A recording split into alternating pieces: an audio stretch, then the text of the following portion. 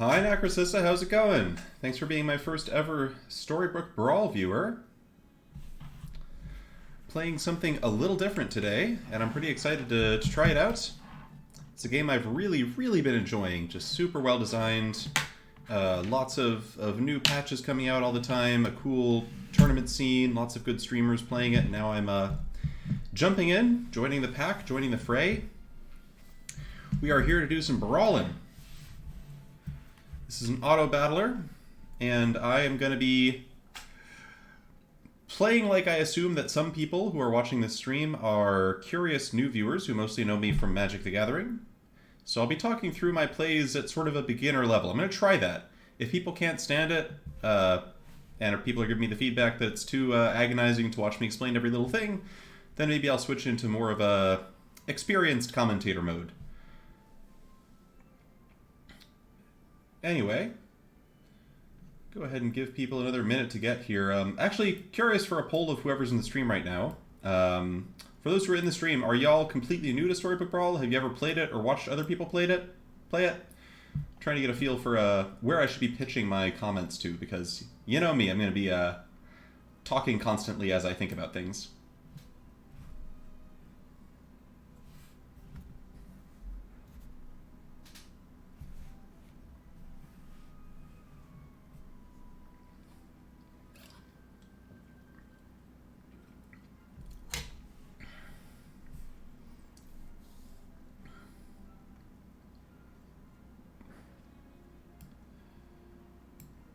Yeah, I probably should have given people more time to crowd in. All right, last request for thoughts on whether people here are more experienced viewers or newer, and of course we can adjust things as we go. But I guess we'll just go ahead and jump in.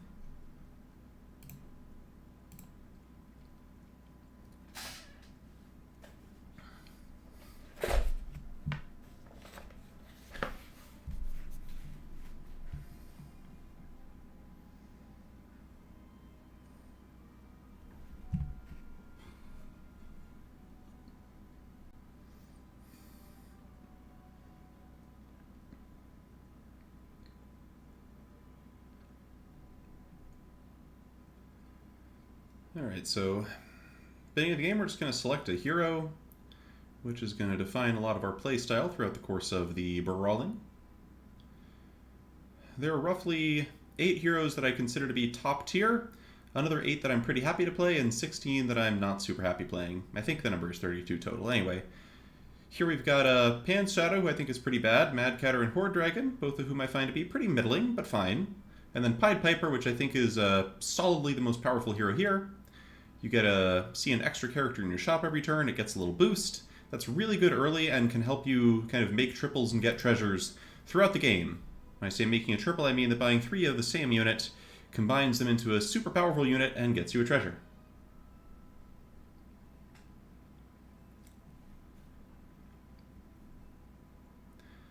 I think Piper's quite good. My results with him have not been quite as great as I would have expected from how inherently powerful this ability is, but I think I'm learning to work with him. Alright, this is a solid shop. We got a 2/6 Rainbow Unicorn. Normally this is a 1/5, but thanks to Piper's ability, it's the affected animal. It's over here on the left. So we get this extra animal in our shop. It's a 2/6, which is going to beat most other units on the first turn of the game. And we also have a golden apple here, a forbidden fruit, which is going to give us +1 gold next turn. And because we would normally have 3 gold next turn, the forbidden fruit's going to let us have 4 gold instead. So we're going to lock that, make it so it doesn't disappear. Otherwise the shop will roll out every turn. We lock it, so next turn we're definitely getting at this fruit, and we get to buy 2 units. And buying 2 units on turn 2 is always good. Our opponent has chosen to get a 7/7 golden egg on turn 1, meaning we lose that fight, but that's fine. The egg is powerful, but also quite risky. If it gets cracked, it's gone forever, you don't get to use it again, and so there's always a risk that your opponent will have their own egg or some other special unit and crack it for you. Alright, so here we're just going to go ahead and grab, I believe, the Lonely Prince plus the chicken. Lonely Prince starts out as a 1/2, but turns into a 5/6, or a 5/5 that becomes a 5/6, thanks to the unicorn giving extra health. That's a really powerful ability. This chicken is not the greatest animal to see on Pied Piper. It's a 3/3 for 2, which is still good early, but it You know, the main benefit of a chicken is that you can buy it and then sell it later, so it kind of appears for free. So it's never bad, but it doesn't do anything spectacular. There are some units that if you get them early on, Pied Piper can let you kind of accrue an advantage, which is nice. Alright, so opponent is going to fight us to a draw here.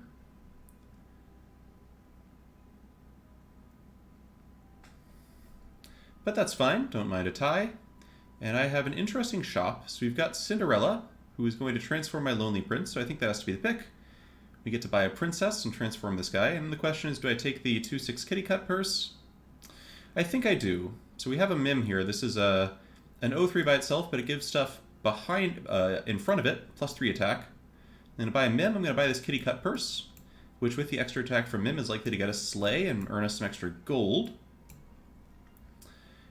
And of course buy the princess to flip the frogs. So now we have this unit, a 5/2, which if it kills something on an attack, we get an extra gold, which is really good this early. A nice 5/6, a pair of 5/6s. This is a really strong board for turn 3. Quite happy with this. I see we have a few more people who have wandered in now, so still looking for feedback on, how much Storybook Brawl have you played? Would you prefer that things be pitched to a more expert level or a more beginner level? I'm assuming we might have some magic feeders here, but I don't know if that's actually true. Alright, another convenient forbidden fruit. The cat's okay with Mim, but I think I just want to get 2 3-drops here. Do I? Could also just take cat, brave princess, not bother taking 2 damage off of this. But no, I think because we've got the Cinderella, which flips once we cast 4 spells, I am going to buy the forbidden fruit here. So we'll go ahead and do this, and honestly, maybe I just sell the cat. We want Brave Princess to be in this slot so it can slay, which means this cat's probably not going to slay. So I think actually I'd rather have the unicorn pair plus the cat. The unicorn pair has a decent chance of getting us a treasure. It makes these good units a little tougher up front. And overall, just having a full board of units is really nice this early. Alright, thanks for the feedback, Narcissa. So yeah, I'm curious how much of this will be how much of it'll be like kind of clear what's going on as we go. So this Brave Princess needs to slay 3 times, then we get a level 3 treasure, which is pretty good. She has a really hard time slaying if you get her early in the game, but fortunately we picked her up in the late in the game. She has a harder time slaying as units get bigger, but we picked her up nice and early, so she's going to be really good for us here. That's not a bad instinct, Narcissa. Mestastic! Thanks for the resubscription. Yeah, Arena looks different now. This is Alchemy, I think. I think we're playing Alchemy right now. Okay, so the Stag is a really strong unit and makes me kind of want to bend away from this Mim idea. So Stag is going to attack and give everything behind it more power and toughness. Attack and defense, whatever you want to call it in Storybook Brawl. Attack and health, I forget what it's called. So I'm going to sell Mim. I'm going to buy Stag, I'm going to buy this big donkey. And then I'm going to throw this +1/+1 potion on the Brave Princess.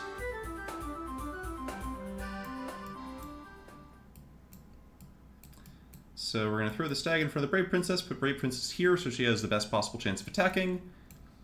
And I'll just rotate in the rotate out the plain 2/2 with no abilities, which is the worst unit on the board right now.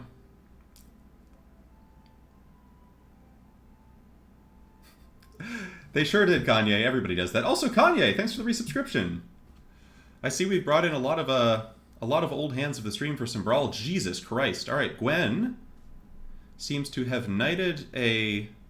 Oh, I see what happens. All right, so Gwen picked up a happy little tree and then knighted the happy little tree to make this gigantic ogre princess. So Gwen is absurdly strong for this early in the game. We just took a ton of damage. Nothing we could have done there. Gwen's special ability is that she gets a spell that transforms unit to be much more powerful right at the beginning of the game, so she's pretty hard to handle. Alright, and we're up against the top player in the lobby, which is nerve-wracking. I think what we'll do here is, I'm not going to take the spell yet. I would love to triple a donkey, and with Pied Piper this early, we have a decent shot at doing it. We missed. That's fine. So I think instead I could rotate one more time. This free spell is tempting. I could sell this, buy something, and then cast a free spell. But honestly, I don't know. Shadow Assassin does not fit with my board at all right now. We're not really doing the Slay thing. Okay, we get another free spell, and we get a Spell Weaver, which is much better. So I'm going to take this, cast this, get my free spell on. And Spellweaver's going to be sitting right here, I think.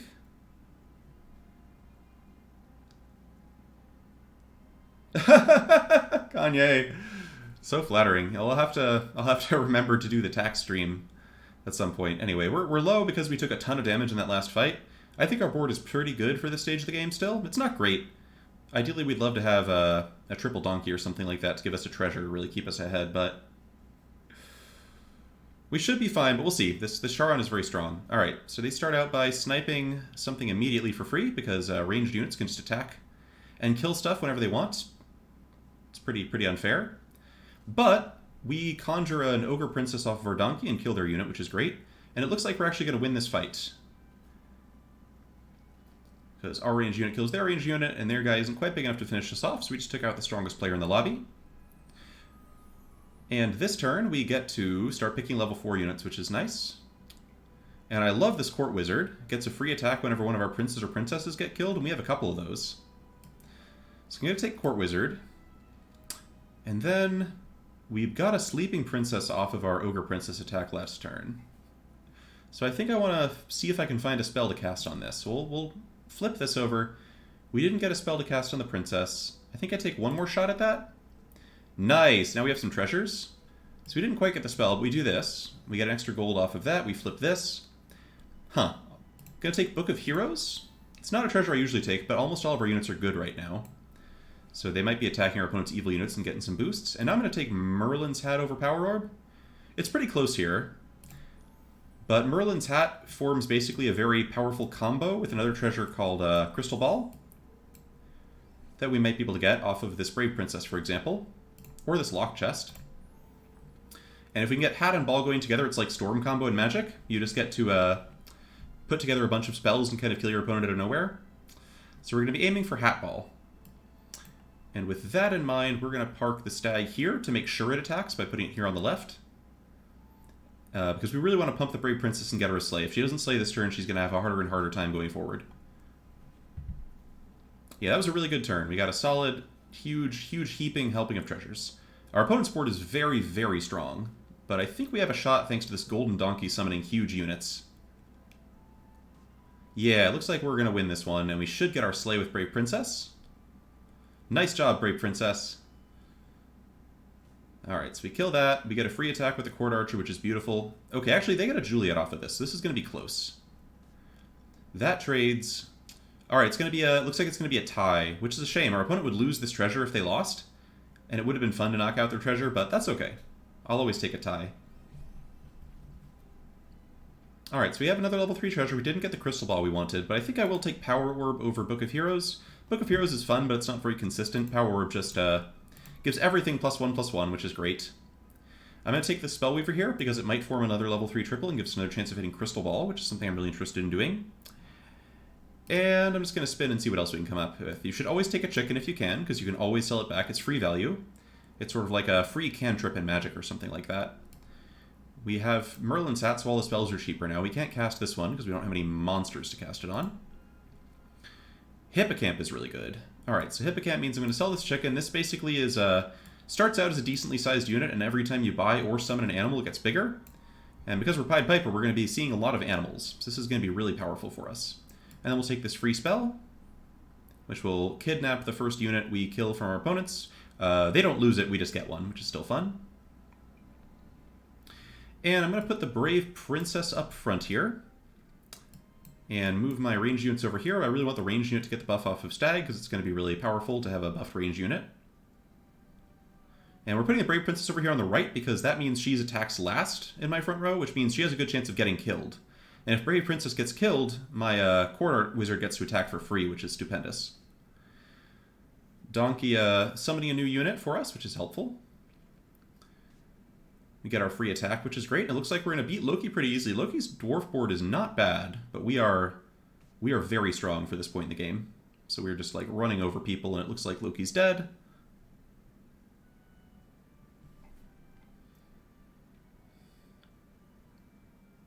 Okay, so free spell. This lets us cast another spell this round, so we can just play it without any risk to ourselves at all. We got a couple different things going here. We kind of got these wizards, which are going to boost from us getting spells now and later in the game. And then we've got these spell weavers. So let's see if we get a crystal ball off of this. We're giving ourselves lots of chances to find one. And unfortunately, we've been pretty unlucky. I'm going to take Ring of Revenge here. It's close to being as good as Power Orb. And importantly, once you've picked a treasure, you can't get that same treasure again. So it can be really valuable to remove treasures from the pool. We also stole a 20/20 from our opponent, which is much better than our other stuff, so that's great. And now what else am I doing with this turn? I can cast another spell. I don't really want to cast Transform into Random Evil Unit on anything. Let's see what else I can find. There's this and this. Getting a 6/8 Friendly Spirit's pretty strong, so I might just do that this turn. There's nothing I'm looking to triple. I could look for another Hippocamp. Hippocamp is a really powerful unit to be scaling. Yeah, all this stuff kind of sucks too. Let me take one more shot. There we go. Alright, so we hit the Hippocamp. We get to sell this frog, buy Hippocamp, get a free spell. And I'm just going to throw the bigger Hippocamp up here. We're not summoning any animals, so we can just afford to throw this away, basically. But I should move it here, because the donkey might summon an animal. So we want the donkey to attack before the hippo does. Never mind, hippo's dead, but we're taking out our opponent's units here. Their big stag is attack, which means they have some really powerful units in back here. So I think we're probably dying here. I think these giant ranged units are going to pick us apart, but we might get lucky. There's every chance that we get lucky. Actually, no, we're going to win, I think. Yeah, we get the free attack in the ranged unit, and then we do, in fact, win this fight. Great. So Peter Pants gets beaten down. And we get to pick a level 3 treasure. We get Treasure Map. Okay, I'm going to take Treasure Map here. Treasure Map is the best 3-drop treasure in the game. It basically means your next treasure is 2 levels higher, which is a huge boon, a huge boost. So now when we triple these Hippocamps, we're going to get a level 6 treasure instead of a level 4. Which means I get to pick something super broken this early in the game, like Ivory Owl. All my characters now get +2/+2 every turn for the rest of the game, which is just very silly. I would still like to get a Crystal Ball, which is a level 3 treasure if I can, so I'm going to take this Stag. We can afford to spend a bit of time assembling random level 3 treasures now because we have this broken treasure here. Do we get the Crystal Ball now? We still don't have a Crystal Ball. Alright, I'm going to take another random kind of level 3 treasure. Do I want to play the Stag over anything? I don't think so. I am going to play the Mix-a-Wizzle, which gets me a random unit 1 level higher than the one it replaces. Let's see what we get off this Hippocamp. A Siren. Siren's great. Siren basically attacks and steals 2 of our opponent's units, which is spectacular. So we're going to stick Siren over here, where it has the best chance to attack, because once we attack and steal 2 of our opponent's units, they probably just die. And this Unicorn is honestly worse than the Stag, so I think we take it out. Let's put the Stag here, I think. Mestastic, what's the new arena thing that happens over like 2 months? Do you mean alchemy, or is it some other thing?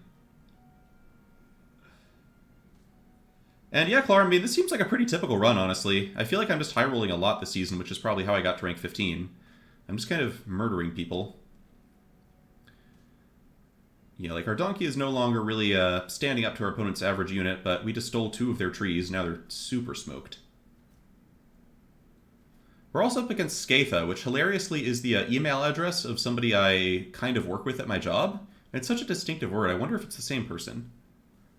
So, Owen Cotton Barrett, if we just beat you at Storybook Brawl, come say hi. Arena Decathlon? That sounds really fun, actually. 10 formats? That's insane. I love it. What a way to introduce alchemy. That's great. Awesome. Okay. So I'm going to take this experience because it's really cheap and we have an incredibly strong board, so I just want to get to level 6 next turn. I think I'm going to take this Blind Mouse.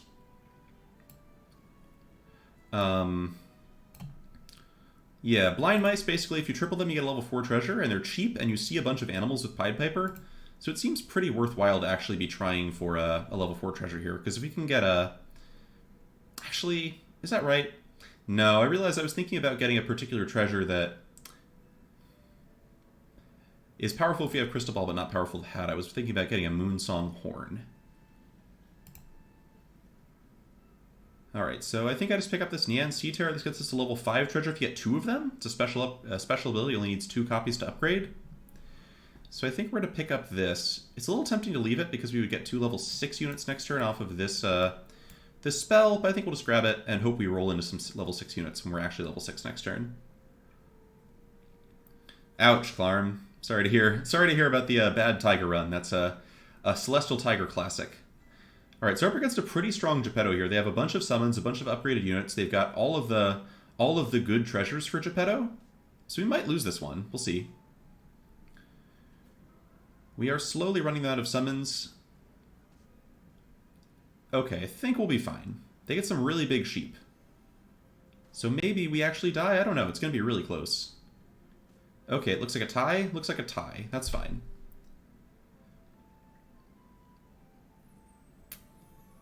And okay, now we are in an interesting spot. So okay, so we now have a really clear direction. So we have Shoulder Fairies, which at the start of each brawl get the attack of our best evil character, and the health of our best good character. And Echowood, which gains as much attack and health as the rest of my characters do. So these two creatures are a great combo, and work really well together, and they work really well with Hippocamp and Spellweaver, two solid units that get more toughness and more power over time, respectively. So I think it's really easy just to pick these two up. I forgot about Fancy Pants. I probably should have picked up the fairies first, but it's not a big deal. And then, yeah, we're kind of cruising here. Now we just gotta figure out where to fit these into the board, and I think I'll take my free spell while I'm at it. We'll buff the Hippocamp's toughness a bit. Okay, so we've got some fairly weak units here. I think we're about ready to cut Brave Princess and Court Archer here. Court Wizard.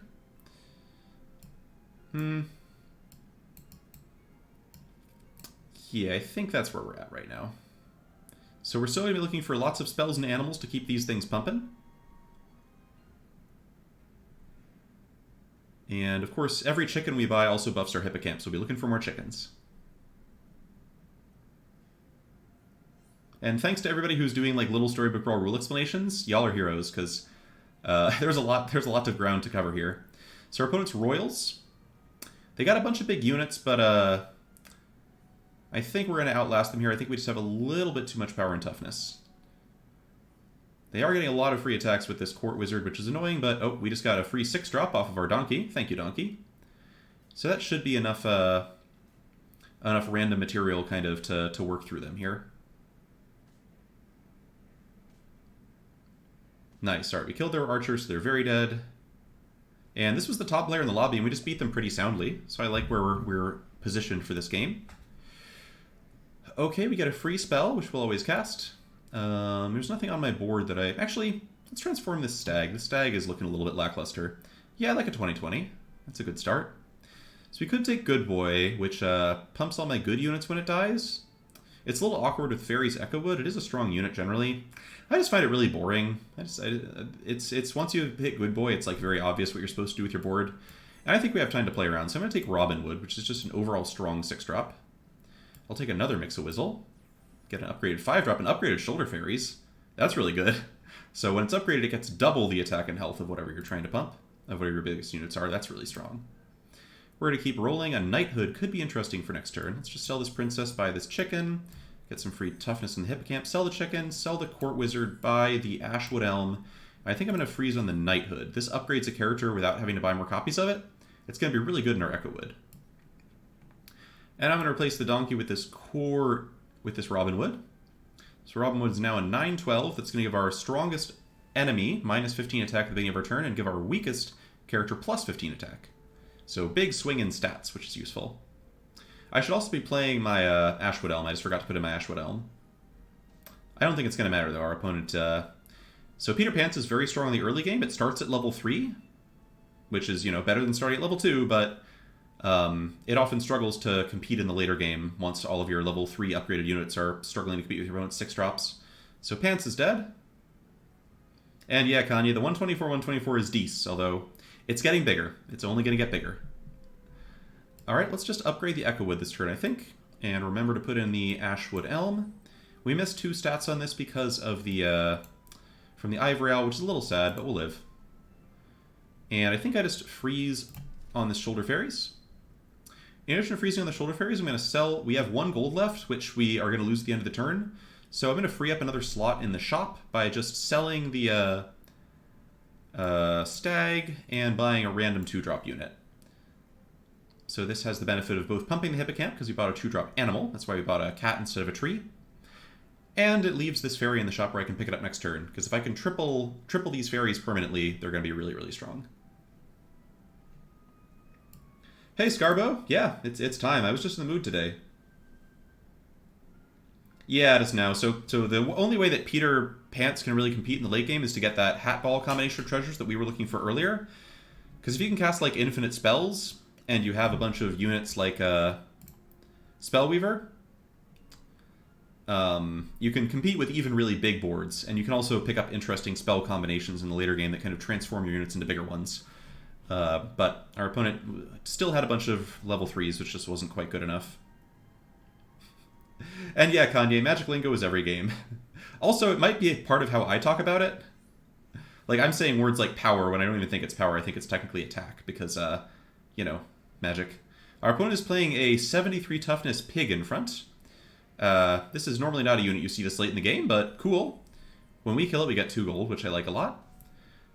And our opponent has a treasure that gives their characters +2/+1 every time one of my characters dies, but unfortunately my characters are not dying very often because they're really big.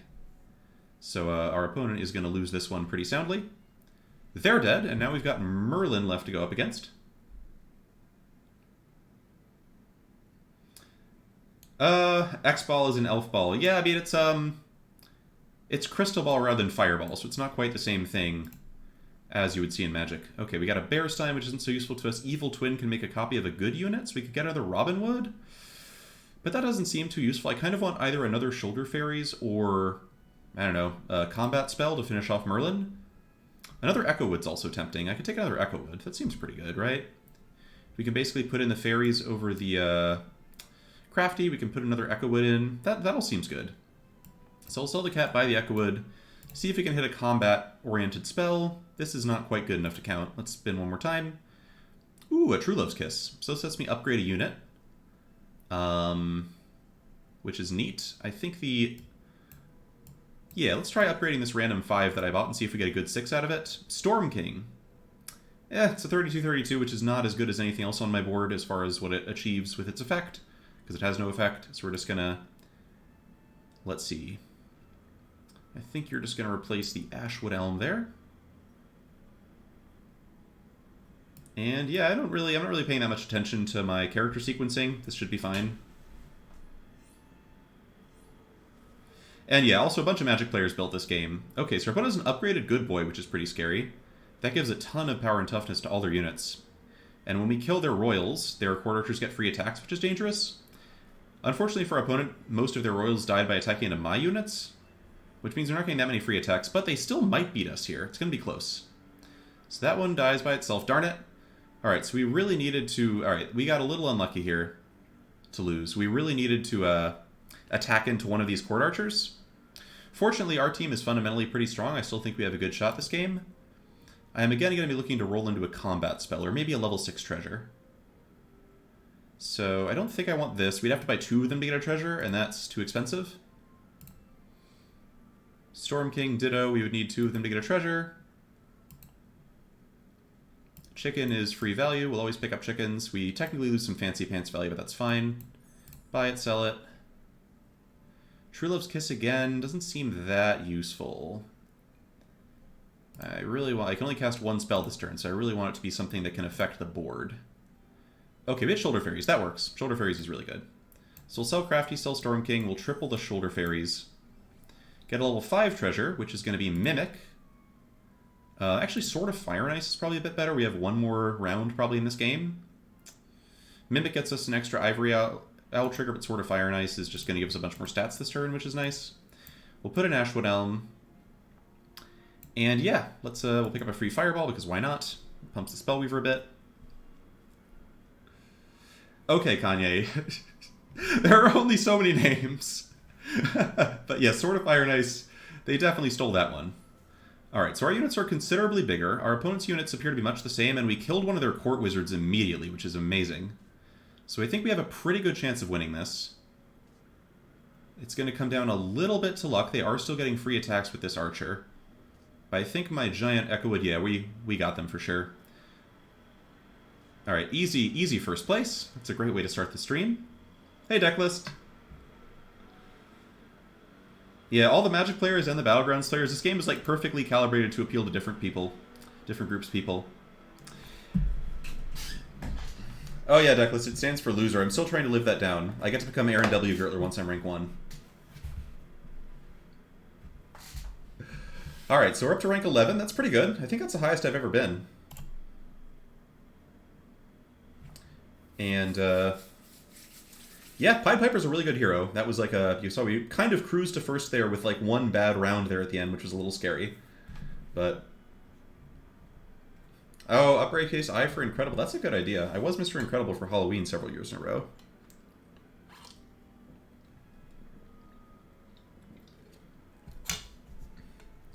And Scarbo, I like the way you put the point about stuff that's like fun in Magic but not great actually being good in this thing. All right, so the most fun and playable, the most fun to play hero here is probably Celestial Tiger.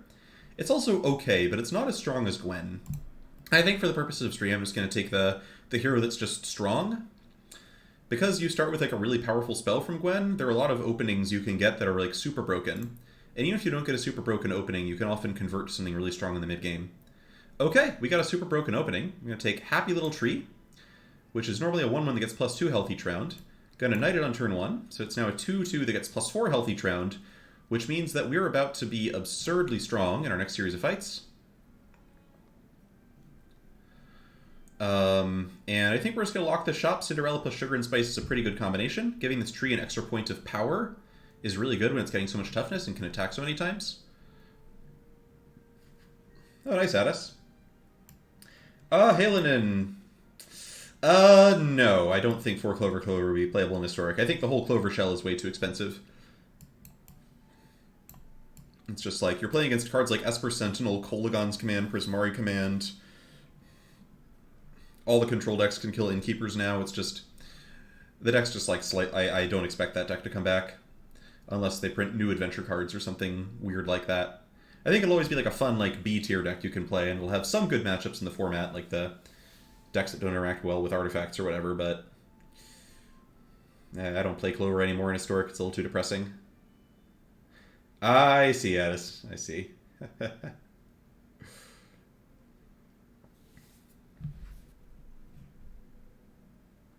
Okay, are we going to win this fight? No. No. Alright, Horde Dragon had 3 units early, which was enough, but that's fine.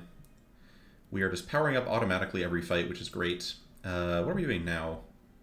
This is not the most impressive selection of units. We still want to take 2 of them. So I'm going to take this Prince, I think, because there's a pretty decent chance of being strong later.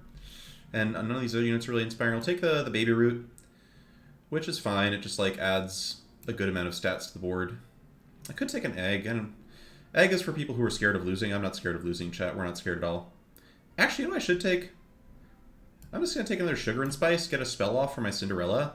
I don't like any of these units. I'm going to spin and see if I can find something better. Like, okay, admittedly none of these are better. I'm going to take Baby Root, whatever. Maybe Crafty was right there. Crafty was probably correct. And alright, this opponent's also pretty strong, except for these 1/1s. These 1/1s aren't doing much for them. Alright, looks like it's going to be a tie. We're going to end up with 2 0-3s staring at each other, which means they don't get their free unit. And yeah, once you have this big tree, you're looking for units like Darkwood Creeper, which gives your units permanent attack boosts when they survive damage, so boost your tree's power really quickly. And if we're picking Darkwood Creeper, then Sleeping Princess is also pretty good. It's just another high toughness unit that's going to get some power boosts off of this. So what I'm going to do this turn is, I want to play Eeny, Meeny, Miny, Mo. It's a spell, so it triggers Cinderella, and it might get us one of these. To maximize the chances that this goes off correctly and gets me a character I actually want, I'm going to buy and sell this Tiny. It reduces me by 1 gold, but makes the chance of this hitting a good character much better. We get Sleeping Princess, and now I'm just going to sell Baby Root by this. So we're kind of just hard chilling here. I'm going to put the 2 high toughness units up in front to get power boosts off of this. Going to stick the Cinderella back here to guard against attacks on the Creeper.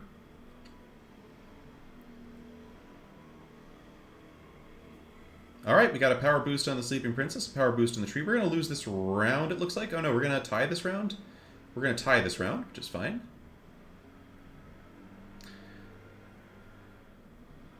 And yeah, so Sleeping Princess wakes up and goes from an 0-8 to an 8-8 when you cast a spell on her. So we're going to do that this turn, I think. And aside from that, what are we doing this turn? None of this stuff is that impressive with our trees. I think I'm just going to roll again. Let's see what we get off this Cinderella. We get Shepherd Sling. Yeah, this is a really strong early treasure. Level 3 characters and below get +1/+1. And that is all of our characters. And because we got the Shepherd Sling, I think I'm now going to take Princess Peep. Princess Peep is now a 2/2 that makes 3 2/2s. So you Magic players will be familiar with the combination of Glorious Anthem and tokens. So we've got a Glorious Anthem here, and now we're just going to take some tokens. And I could take a Unicorn. I don't think Unicorn really powers us up that much. I guess it adds a little bit of toughness. Alright, I'll take the Unicorn. I could roll and look for another spell, but that doesn't seem that important to do. So we're going to stash these units back here because we want them attacking last, because they're both giving good effects to the rest of our team. We're going to stick the Princess back here. That way she attacks after these other units are dead, which means she can actually have room to summon her sheep. Because if she dies and we don't have room for sheep, then you don't get all your sheep, and that's sad.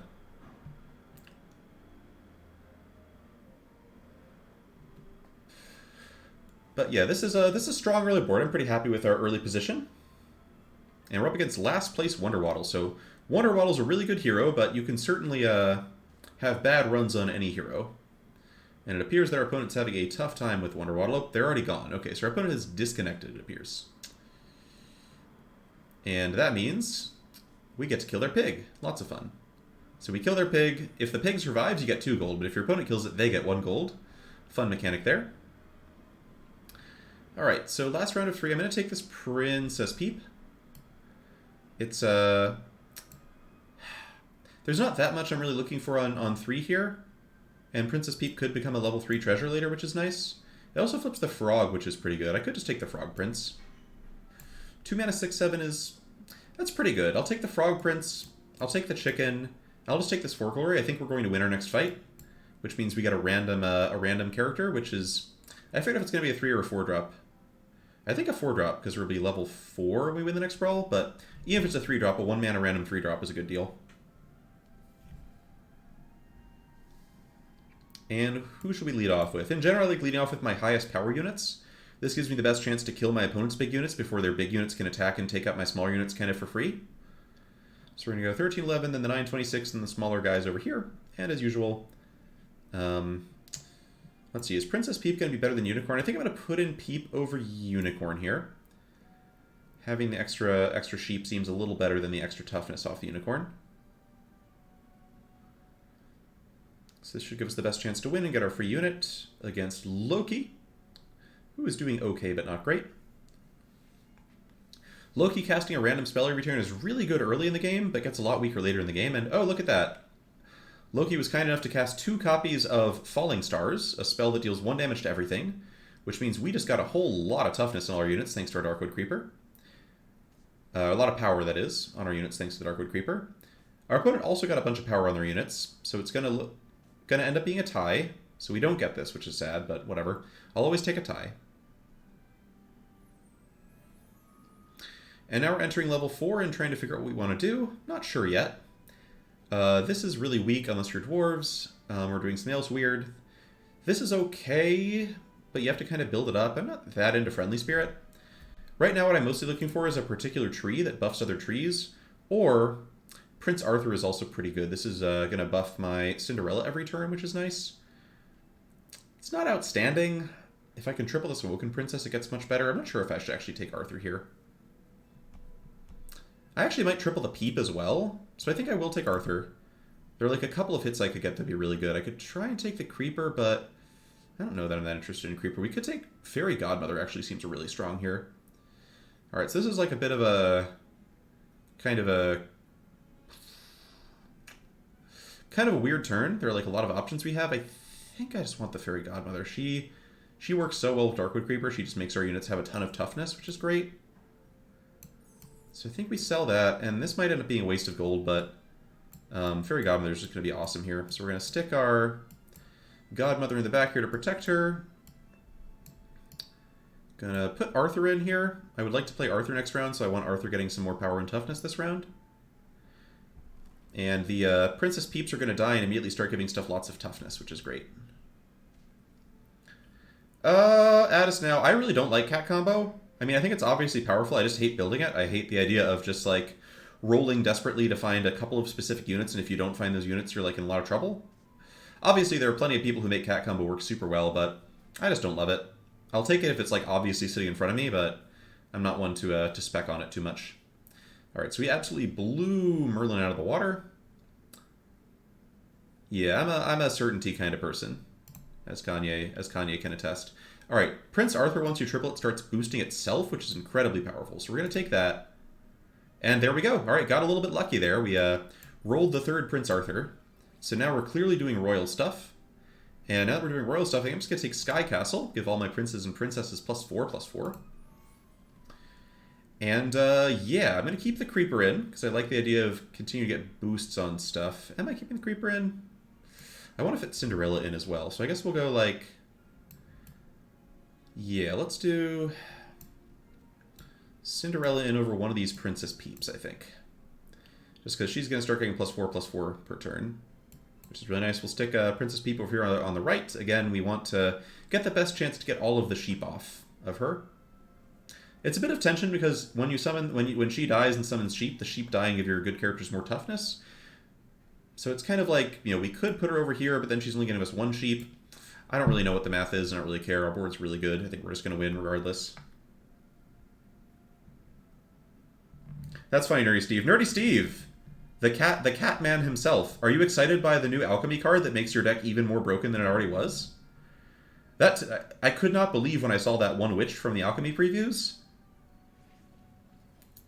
That card seems absolutely absurd, and I am, you know, I don't know, I'm going to be interested to see what that one does in Historic.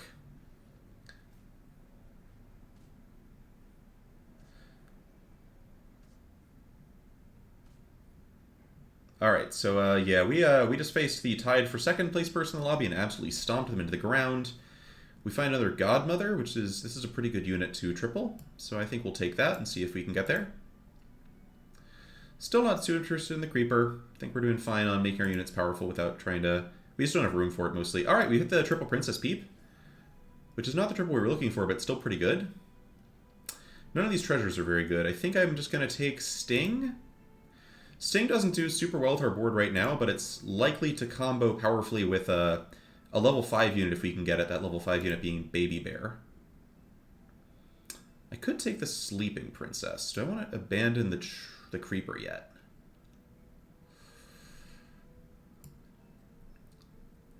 Halidin, I have not seen that card.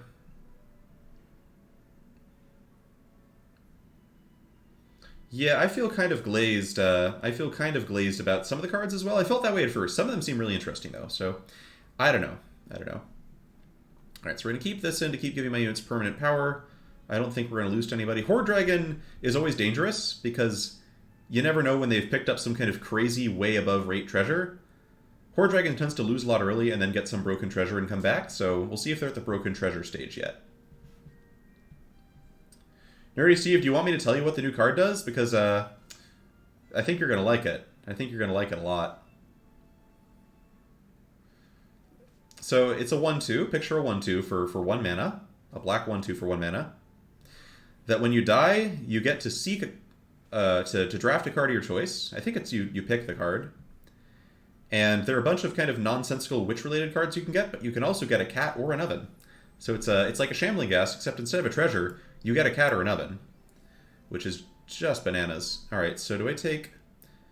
This is interesting. These are all pretty good treasures. They do very different things. I think I take Fool's Gold here. We get +4 each round. This is generally really powerful if you don't specifically need spells for something, and we have no real connection to spells, so I'm just going to take the Fool's Gold.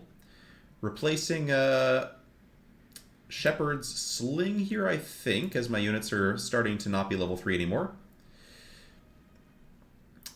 Should I take the Sleeping Princess? I'm going to try and triple this. I could try and triple this, because then I'll start getting Arthur boosts. I'm not sure. We could also just abandon this at some point. Oh, 3 of the cards. Okay, that makes more sense, Clarm. Alright, not as broken as that, then.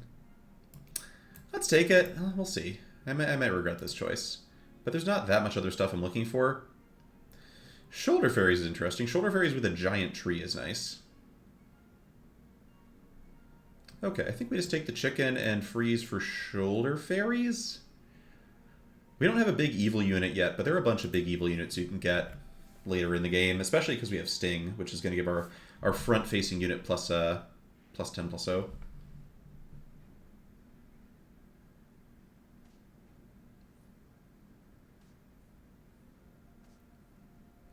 Alright, so our opponents got some pretty solid units here. They've got Baby Bear plus Bearded Vulture, which gains power whenever the animals die. Baby Bear is 3 animals in 1.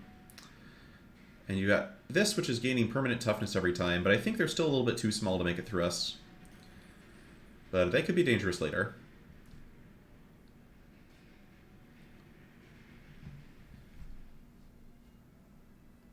Alright, we get to play against a ghost this turn, so you can see who you're playing here by whoever this line is under.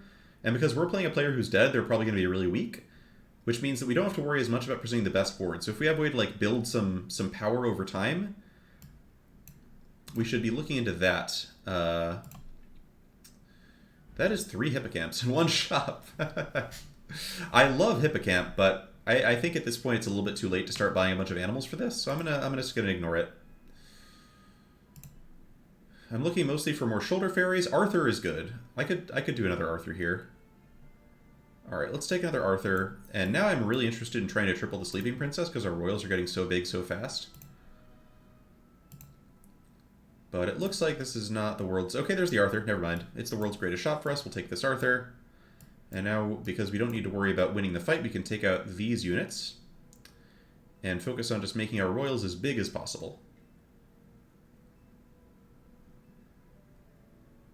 It's a trap, MW. I mean, yeah, this is not... Our final board is going to have some units that are not these, but... You know, once we're level 6, we can start picking good boys. This is a board where you just kind of have to go good boy. But that's fine. Nerdy Steve, I like your attitude so much.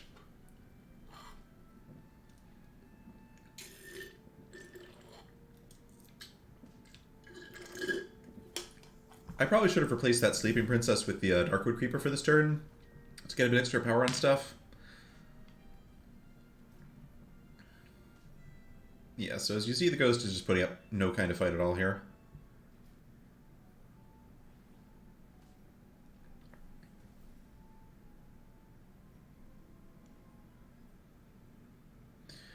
Alright, so we're looking for more Arthurs. If we can triple this other Arthur, it's great. This Baby Bear doesn't really appeal to me. I'm also just looking for more Wiccan Princesses, so we can start scaling that as well. So we're going to be doing a lot of rolling and not buying very much here, but that's because we just genuinely don't have much use for most of these units. They're not great. I will take another Shoulder Fairies, because tripling this can get us a 5-drop treasure, which is nice. I think I just get rid of Darkwood Creeper at this point. The extra power is not going to matter that much. We're also against Loki next turn. Loki's really strong. Ooh, we could take... I guess I'm supposed to take Lancelot, actually. Lancelot basically combos really well with Godmother in terms of getting to 25 health very easily during a brawl, and gets us a level 5 treasure, which is nice. Question is, what am I selling for Lancelot? I think I just sell this other Sleeping Princess. I think we maybe give up on tripling Princess at this point. So we're going to add Godmother. We're going to add Lancelot. We're going to put this Arthur up front, this Arthur over here, tuck Lancelot safely in the back, so hopefully he doesn't take damage until we've gotten a lot of health on him. And every time one of our good units dies, he's going to get 4 health. So we need 4 good units to die before they hit Lancelot, which is pretty likely to work. Clarm, yeah, that's a good thought. I don't really know how to use Cupid very well. I'm always a little bit suspicious of it. I think if we need Cupid, we can pick it up later. Alright, so this is Loki. Loki has switched from being dwarves to trees. And Loki's board is better than ours. So we are about to lose. Not too badly, because the backline is pretty weak. But we are not going to be able to break through this giant Echo Wood here. So it's a slight problem. But we've got a lot of potential to get stronger later. And we're not taking too much damage here, so I feel okay about this. But we might get second to that Loki. The Loki's really strong, and we are going to have to start finding the right units pretty quickly here on 6. Alright, we're just going to take Dracula's Saber here over Sting. It's just a solid upgrade. So priorities here could be finding good boys, finding really big evil units to maybe make Shoulder Fairy stuff work. Did I take this Ashwood Elm? Yeah, we're up against a ghost, so I have some time to kind of do whatever I want here. I think I want Ashwood Elm here, because it could be really good for the the shoulder fairies, potentially. Or should I just be taking Good Boy? I don't actually know. Am I going to fit these shoulder fairies into my comp? That's what I wonder. Yeah, MW, I think we can get a better treasure than Sting for Good Boy. I think I'm planning to eventually replace Fool's Gold with some other treasure that might help Good Boy a bit. Bearstein isn't really doing much for us. We don't have enough animals. Okay, there's all the stuff we want, so we're definitely going to lock this shop. I think at this point we just sell out of Cinderella, which is not a good unit. Not a good aligned unit, that is. We'll sell this other Arthur. I'm just going to buy this Good Boy here.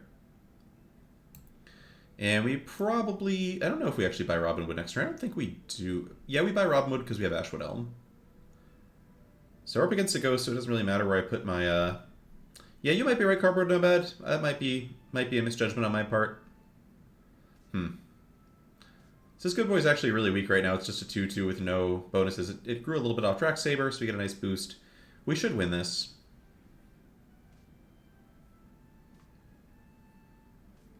Yeah, Robin buffs Good Boy, so we'll take Robin.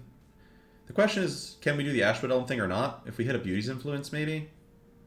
I don't know, we've got kind of an awkward muddle of units, but fortunately we should survive at least one more fight with Loki, so we have a little bit of time to figure things out.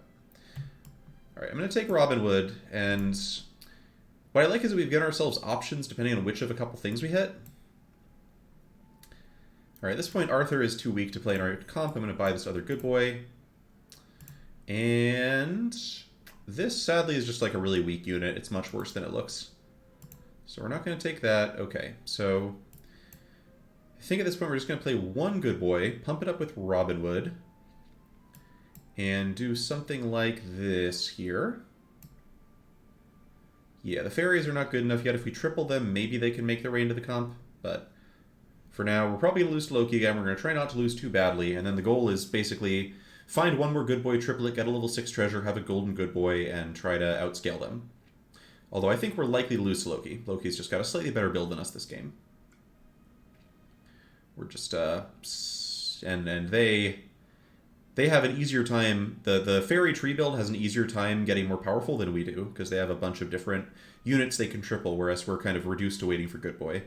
Which is why I don't love Royals. It's powerful in the mid-game, but late game you're sort of really dependent on finding a couple of units that are pretty hard to find. Isn't the tree support good with Ash? I'm not sure, Ymir. Are you saying I should be playing Ashwood Elm in this comp right now? Because I don't think I should be playing Ashwood Elm in this comp right now.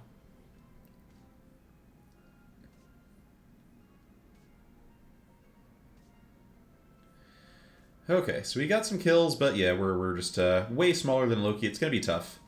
Our best bet is to find a golden Good Boy, but we now took 14. We're likely to take 14 again the next turn and die.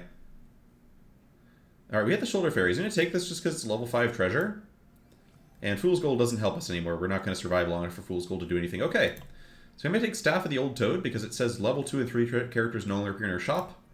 And that gives us the best possible chance of hitting a Good Boy here. Ashwood Elm. We could also take Ashwood Elm. Yeah, I think it's too late. This was probably a mistake trying to do the fairies thing. Even if we somehow triple this, we're just not going to have quite enough units to make it work, and the rest of our board doesn't really fit it very well. Okay, so Good Boy, we have a couple more rolls to find it. We could also try and Mix-a-Wizzle to hit it randomly, but the odds of that are not good. Although, actually, I could Mix-a-Wizzle Shoulder Fairies get a random 6, and if it's Good Boy or like Robinwood, it's a massive upgrade. Bearstein. That's actually pretty good. I actually should be playing Bearstein this final comp. There we go, though. There we go, alright. So we sell that. Gonna sell Godmother, buy Good Boy. Hit a level 6 treasure, which is gonna be Singing Sword over Staff of the Old Toad, and then put in Bearstein. Okay. We've got a chance here. We're gonna put Peep in the back so that she can attack and make all the... Alright, this is probably still not going to work, but we did scale up a lot, so let's see how this goes. So Good Boy dies, our units are huge. We're getting kills, we're trading, we're getting a 2-for-1 with Lancelot, which is fantastic. And this Bearstein is going to make a lot of huge units, except it died before Peep does, so it's going to be close, but we're dead. Unfortunate. So we're exactly going to lose here. Peep's sheep are not boosted at all, because Bearstein died first. That might have been the wrong configuration for the board, so we die to Exaxes. Really close. Really interesting late game there. Super close. And hey, I don't mind going from rank 11 to rank 10. At us now, I mean, I think we wanted the level 5 treasure because even if we didn't hit staff, there were other level 5 treasures that could have powered us up quite a bit. That may not be true. It's possible you're supposed to roll 5 more times looking for Good Boy, but staff does cut out like 2/5 of the units you can hit, so staff plus 11 gold rolling versus 16 gold rolling. I'm not sure what the odds are, actually. Yeah, Court Wizard. Having some Court Wizards earlier could also have helped a lot. I don't know. I feel like we didn't really see any. I think I would have been paying attention if we'd been seeing Court Wizards, and I really don't think we were until maybe really late. But again, I'm not really super familiar with Good Boy Royals comps. Addis, you might have... yeah, I don't know what the odds were. Hitting a Golden Good Boy there would have been really absurd.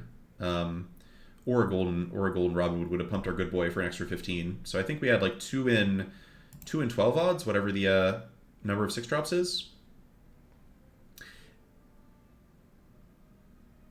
Anyway, so we'll take Geppetto here. Geppetto's the strongest of these 4 heroes by, I think, a fair margin. It just, it means we kind of have to go summons, but that's fine. I don't mind going summons. Alright, so this turn we're going to do what is a fairly common thing when you see a shrink spell in your shop turn 1. Actually, so we have to choose between picking this and then,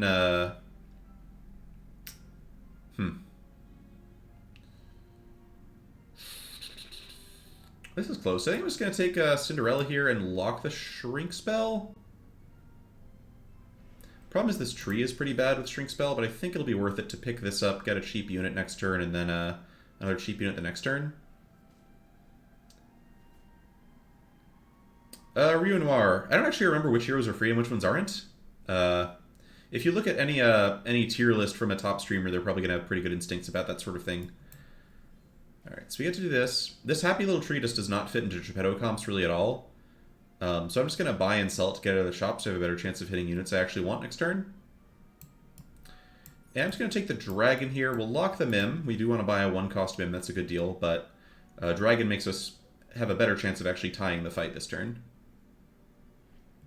With Geppetto, the 1/2 drop you really want is a Black Cat, which is the only one that actually summons anything. So Geppetto Black Cat is the best early combo with him, but mostly you play him for the 3 and 4 drop summons you can get.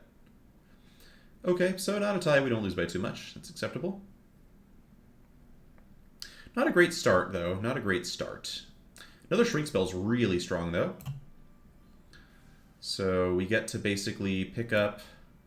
We're going to ignore this Blind Mouse. This really doesn't do anything unless you triple it, and it's pretty hard to triple on this hero. You don't really get any special advantage to doing that. We are going to take Mad Mim and double Labyrinth Minotaur. Labyrinth Minotaur also not great with Geppetto, but it's good with cats if we can find some cats, and it gives Mim power, and it's also a double, which means we have a chance of getting a treasure off of them. So those are the free ones. Yeah, the best paid heroes to buy are... I wouldn't necessarily recommend Apocalypse. It's good, but... I guess if you're in beginner lobbies, Apocalypse is fine. Apocalypse is one of those heroes where if you don't know how to play really sharp in the early turns, it tends to die before you can get its power off. My favorite heroes to play early are like Potion Master, Cursed King, what else? Potion Master, Cursed King, Pied Piper, if it's not a default hero, is great. Wonder Waddle is very strong. Okay, this looks good. So we get to go, let's see, we have a coin, and I think I want to take this for Cinderella, which means I think I just want to take 2 units that aren't Labyrinth Minotaur. We can triple this later.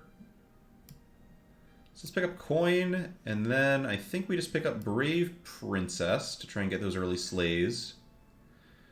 And then also take Ogre Princess, again with early slays in mind. We could take Trojan Donkey. This looks cute on Geppetto because it summons stuff, but I think it's too weak to really survive many hits, even this early in the game. Let's put Ogre Princess here to maximize slays. Brave Princess, actually probably the other way around, right? This works. I want these both to have Mim in front of them. So we're going to keep Mim here and these on the left, even though we could tuck one of them in the back row, technically. Yeah, Pied Piper and Wonder Waddle are powerful and relatively uncomplicated. They do similar things, buy lots of animals, kill people. Zelwa is pretty good. Waddle's not easy to play optimally, but I think you can get good, like, solid results with it pretty easily. Alright, unfortunately our opponent's giant unit survived, so they're gonna win this fight. But we at least got 2 slays, which is great. So we get a free unit from the Ogre Princess slaying, and we get the Brave Princess closer to having a treasure. Double Donkey is like, okay, now you've got my attention. I still don't love him, though.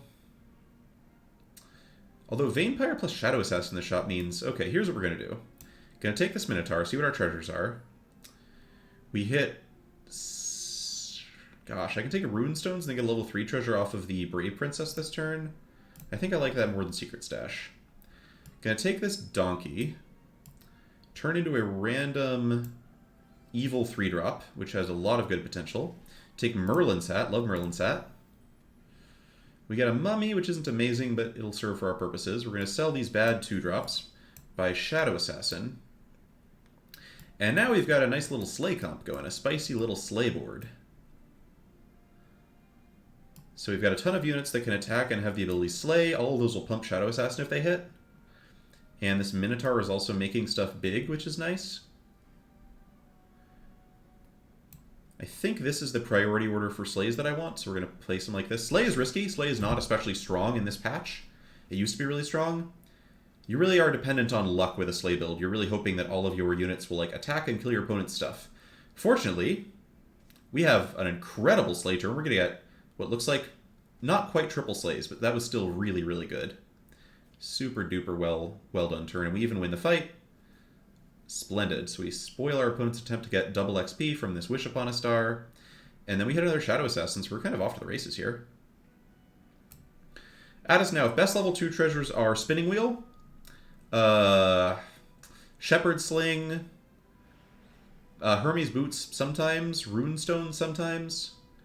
This does not look like a Spellweaver game. Could be an XP game.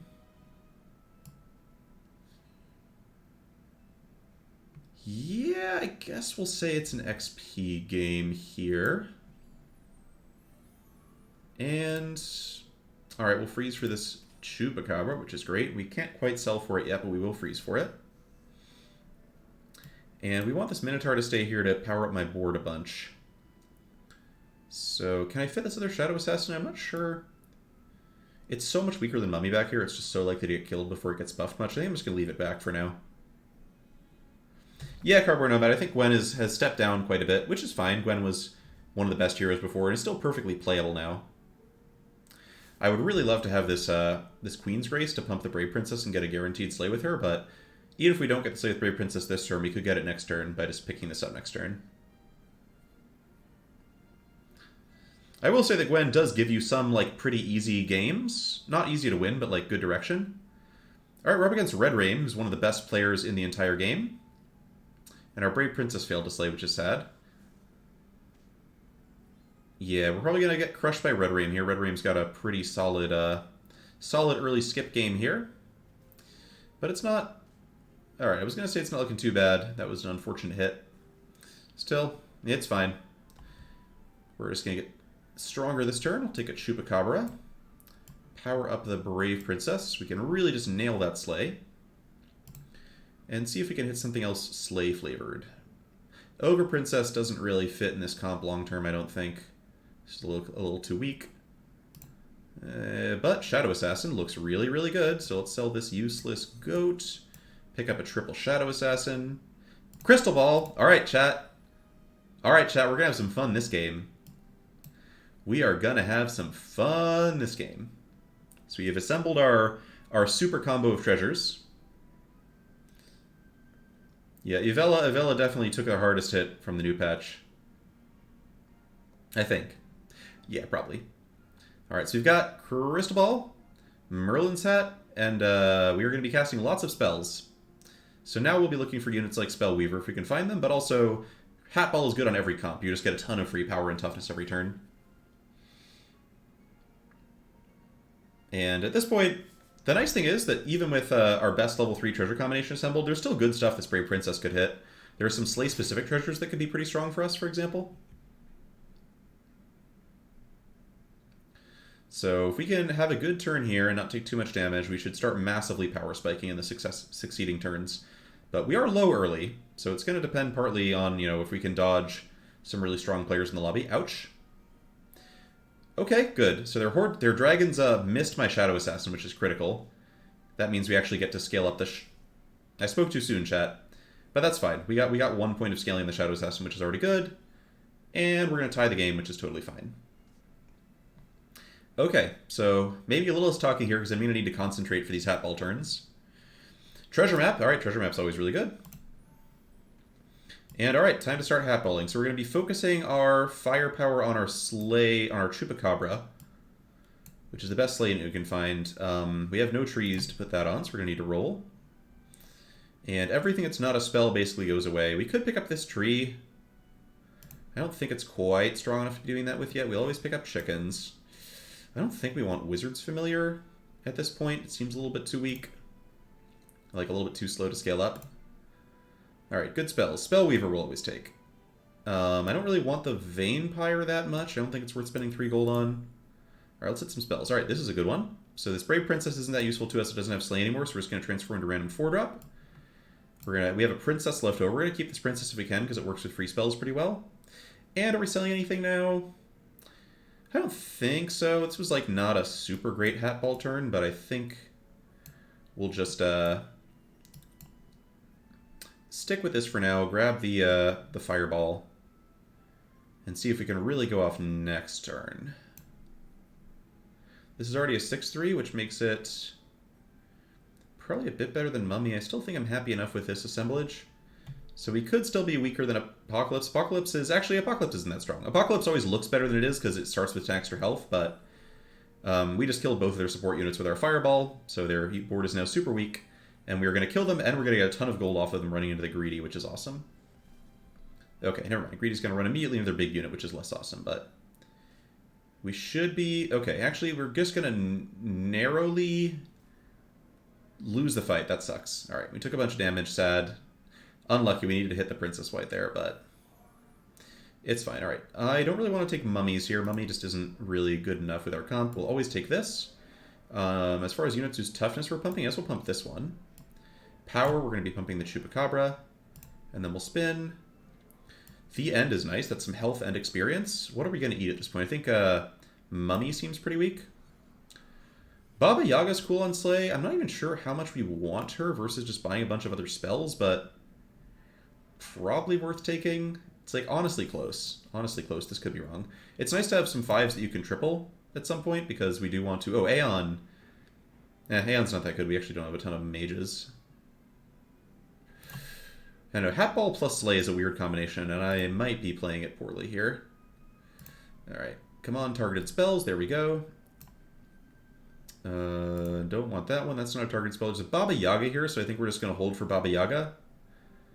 And buy a For Glory, and we can now throw in Spellweaver as another pretty solid unit. Okay, so our board's getting steadily stronger. Actually, is this good enough? Yeah, I think we hold this. Don't really want to buy and sell, because I would rather keep a princess around. We'll see. All right. That dies. Okay, so we're now running into the slight problem that, like, we're a Slay build technically, but our units are too small to slay against Merlin, who's, like, really focused on having incredibly high toughness units, which is the Slay comp's weakness. So we might lose this fight as well. Yeah, we are going to lose this fight as well, which is definitely sad. We again survive without taking too much damage, but we're going to need to figure something out soon. Unfortunately, we're up against the last place player in the lobby, which is a good place to be. Yeah, it's tough. The problem is that Slay likes buying expensive units. Like, you kind of need certain expensive units to really go off with this build, and we are... It's like kind of hard to find those expensive units, but also buy spells at the same time. I don't think I want Chupacabra. I really want to find another Baba Yaga so I can get a level 7 treasure off of the treasure map. The End might be good to pick just for some health here. Yeah, I think I just like the extra health. So we don't need the extra level because we're going to hit 6 there anyway, but... Alright, now we'll take a free spell. Sure. Okay, so like kind of a last-ditch effort here. I think at this point I want something like this, actually. Double Baba in, this thing in over Vampire. I just don't have much hope of, I guess, yeah. I don't think we're going to slay with Vampire. We're going to try desperately to slay with Chupacabra. This board is not powerful. It might beat Zelba, but we're like kind of all in on finding a third Baba Yaga. Or a Lancelot that we could maybe proc immediately by putting pump spells on it. Alright, this is going to be close. Chupacabra slaying pumps both the Baba Yagas twice, which is, or 3 times, which is great because they're doubling its slayability. So we're getting some powerful ranged units back here. But our ranged units are pretty fragile, which is an issue. So yeah, we're going to lose this fight again. It's not going to be too bad, but we are running out of time. Are we going to lose this fight? Actually, Shadow Assassin's really big. We're not guaranteed to lose. No, we're guaranteed to lose. What am I talking about? So we attack that. Get hit. Oh, rough. We kill none of our opponent's stuff. This is tough. This is really tough. Yeah, Slay is... This is like updating me toward maybe just never be Slay. Okay, Yorm is interesting. This could give us a chance to, like, survive the fight. Because it's like a powerful Slay unit, but I don't even think it's correct to take here. It's just a little bit too likely to attack and just get killed. Our opponents are level 5, though. We have gained some extra levels, so I think I should take Yorm. Question is, it was all a dream. This could get us some really good heroes that could help us a lot. Like Potion Master, except if I do that, we can't cast any more spells this turn, which is a huge cost. So I'll take Yorm. Don't want any of this. Do want to keep casting free spells, except I have no good units left, so that's sad. I can't cast that one.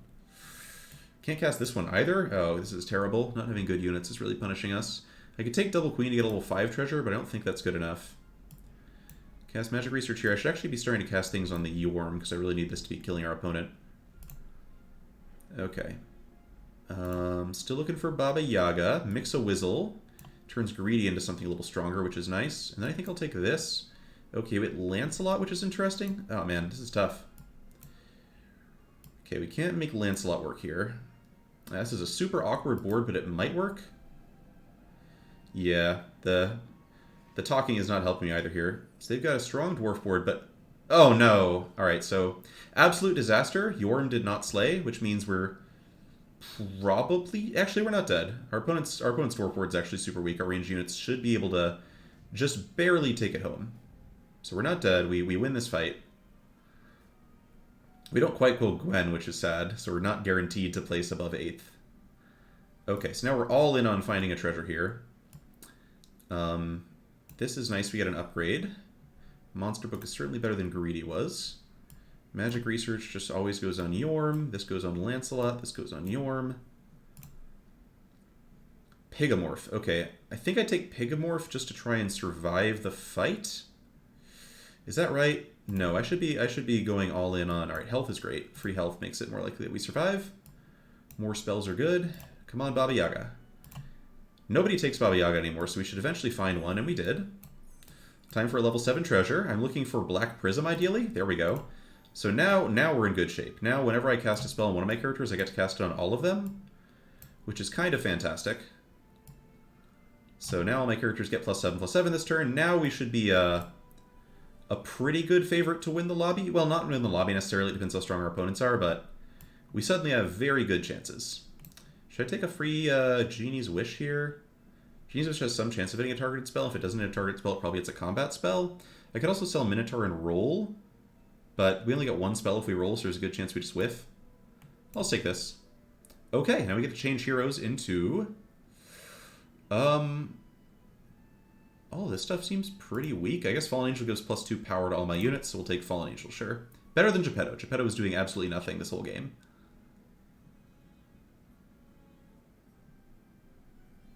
Okay, so our opponent is decently strong, but I think we are okay. Their good boy is not doing a lot for them here. And our monster book is maybe going to mess them up pretty good. Our monster book didn't do very much.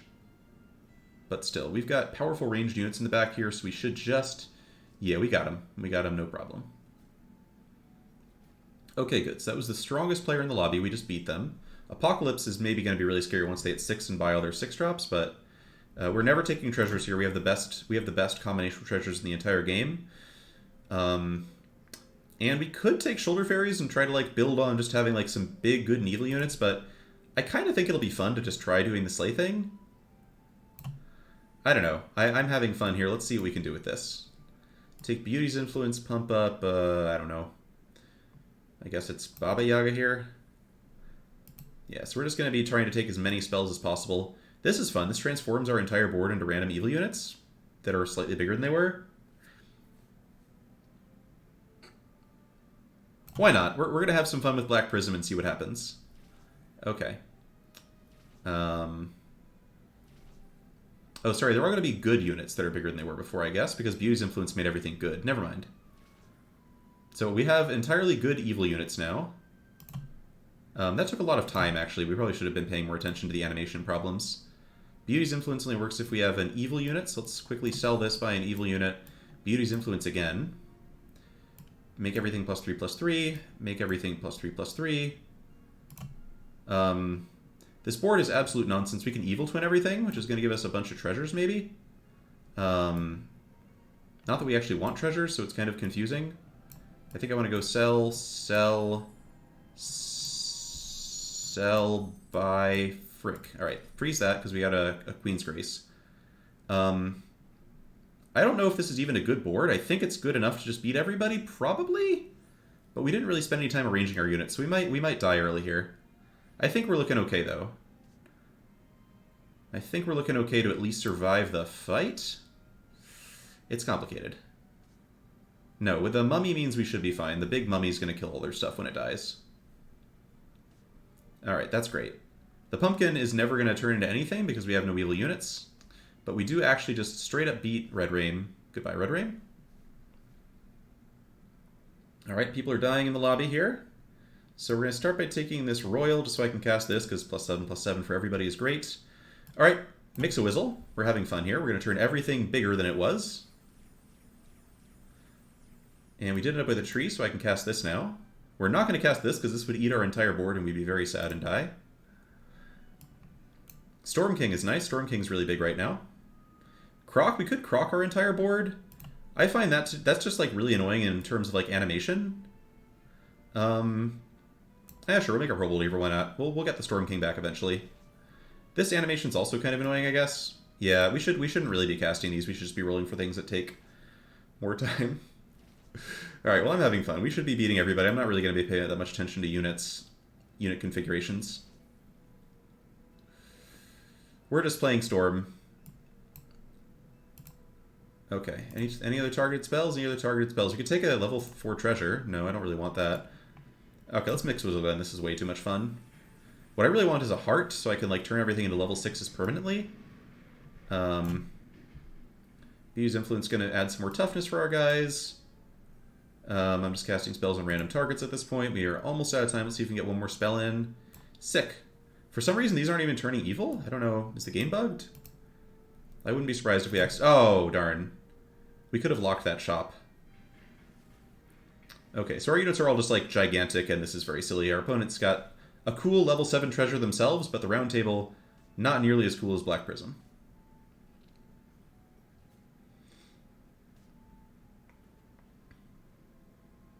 Yeah, if we eventually get a big good boy off of this, there are lots of ways this board gets even crazier, but I honestly think no one's even getting close to beating us at this point. We just killed the top player in the lobby.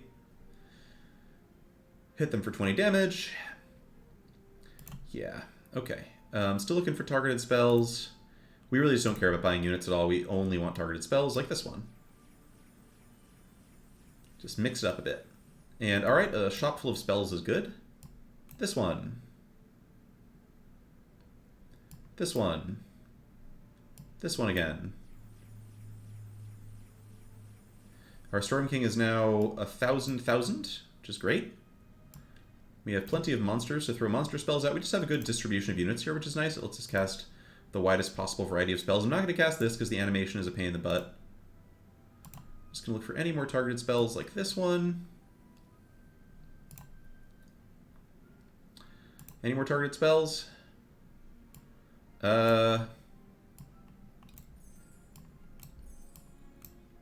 Sure. Do we really not have any royals? Alright, let's actually cast... This is good. So now we get to turn everything into 6s permanently. Okay. So, looks like our last two opponents are playing against each other. Once that's done, we might actually have to pay attention to... Do I spin again? I think I just hold this and don't bother... Actually, let's spin again, see if we had a spell we can cast. Yes, we do. Nice. Herc is a royal. Oh, we had a crown there. I missed the crown before. Punt.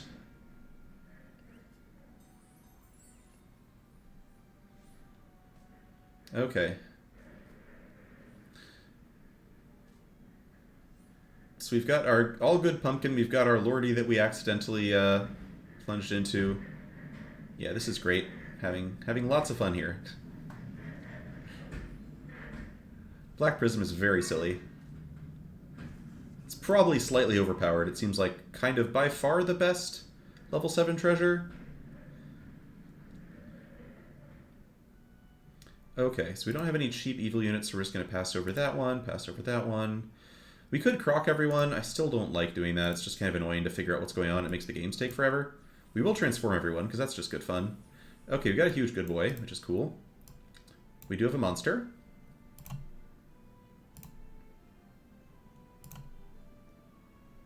Can't knighthood everyone, it's too expensive. Can't evil twin everyone. Alright, so a more sedate kind of turn here, but we're still getting some work done. And sure, I'll take a poison apple.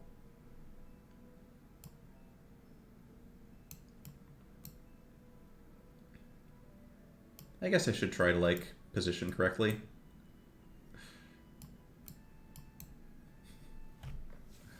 Okay, well, let's see if Curse King is... But there are comps that can beat this. We are not guaranteed to win the lobby. If Cursed King is doing, like, Copycat Good Boy stuff, we could definitely lose to Copycat Good Boy. But, we should be the favorite against most people. And the fact that Pants is still alive after their last fight implies that Cursed King is probably not Copycat Good Boy, because Copycat Good Boy probably would have killed Pants outright.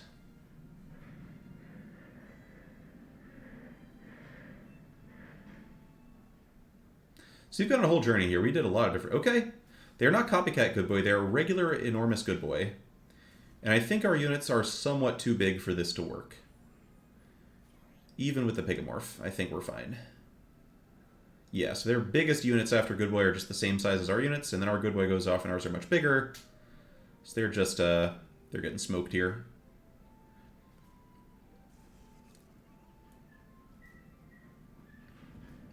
And are they dead? They're very dead. Good. Okay. And I assume we smash Pants, win the lobby here. Oh yeah. Shop full of spells, baby. Shop full of spells. Alright, much as I like my big golden good boy, I think I am contractually obligated to transform everyone. Especially since I need to cast this crown. So let's see if we can hit a big royal here. No luck for me, huh? Awkward. Alright, we'll spin out of this shop. We did get a Storm King, which is nice. It's always nice to have a Storm King on your final spell board. No. No. Oh, Storm King. Tempting. Sadly, can't quite afford it.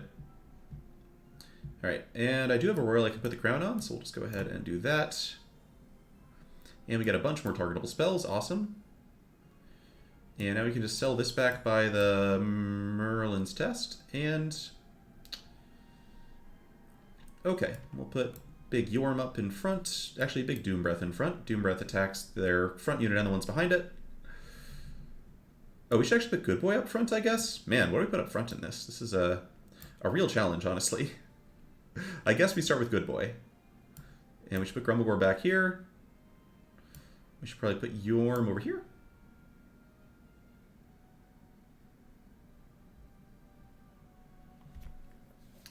And we successfully avoided feeding our entire board to the Kraken, which is always nice. So for the people who don't know how Storybook Brawl works, this is probably just, probably very confusing, but it's fine. We are oh wow. Okay, they are Mirror Good Boy on Pants? That's scary. That's a...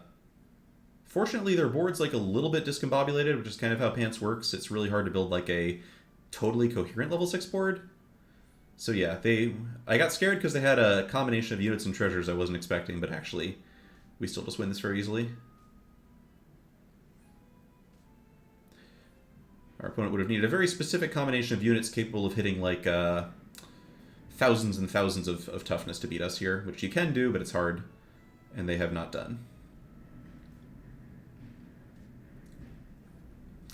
Okay, so we're looking pretty unbeatable today. Let's see if we hit top 10 after that win. Rank 8 Mythic, love it. Alright, so we'll get at least one more in today. It's going to be a stream on the short side.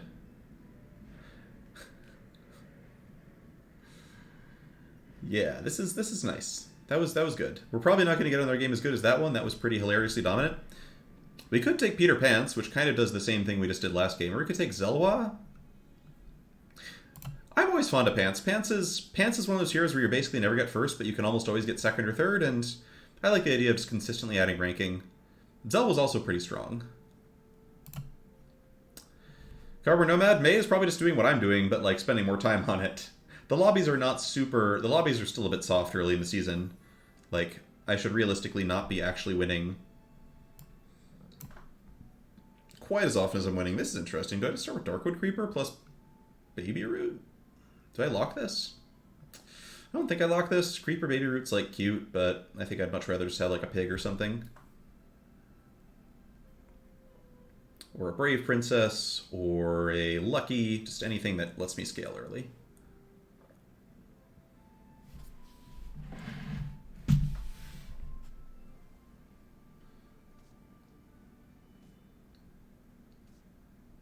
So one problem with Pants is that you can roll 3-drops in your initial shop, which means you're sometimes stuck just grabbing whatever single 2-drop was there. Okay, so Princess Peep versus Wretched Mummy as far as a unit for turn 2. I think it's Mummy here. Peep's actually not bad either. It's close. There's not really like a broken 3-drop with either of these. They're both good with Mim if I hit a Mim. I think we start with Mummy. I could see this going either way. Yeah, Mummy is relevant longer, that's a good point. Peep just really doesn't fit on the Pants boards at all, but a triple Mummy can be powerful for a long time.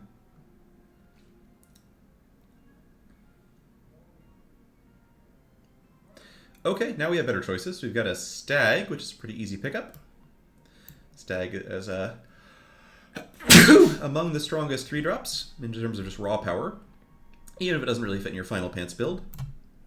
And it's going to be really easy to make an attack and get the bonuses because we can protect it with a Baby Root. And then we're kind of stuck with nothing else to do this turn, so I'm just going to roll. Okay, this shop looks pretty reasonable. We got a Spellweaver, which is always good. And Polywoggle plus Stag has a pretty good chance of slaying. Thank you, Mistastic. Now, Polywoggle becoming a 4 is a little awkward on Pants because you mostly want tons of 3s so you can triple them, but some 4s are good enough on Pants, and it's like, it'll be solid early.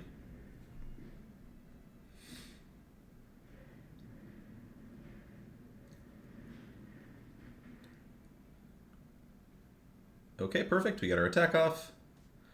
And now our Giant Mummy and Baby Root will win the fight very easily, and their Poly does not slay. Okay, I guess I could also just take Donkey here. Maybe I'm supposed to just take Donkey plus Polywoggle. Yeah, Spellweaver's not great yet because we aren't casting any spells yet. Let's try Donkey plus Woggle. Put Woggle here, put Mummy here. So we basically want Stag to attack every time.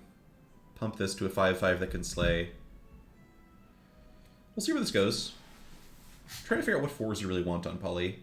The best 4 would be the Treant Prince, which if it gets hit 4 times gives you a level 4 treasure. Because some level 4 treasures are really good on Pants. Next best would be, let's see, Greedy is good for getting some early gold. Hippocamp can scale up really nicely on Pants because you get a lot of chickens.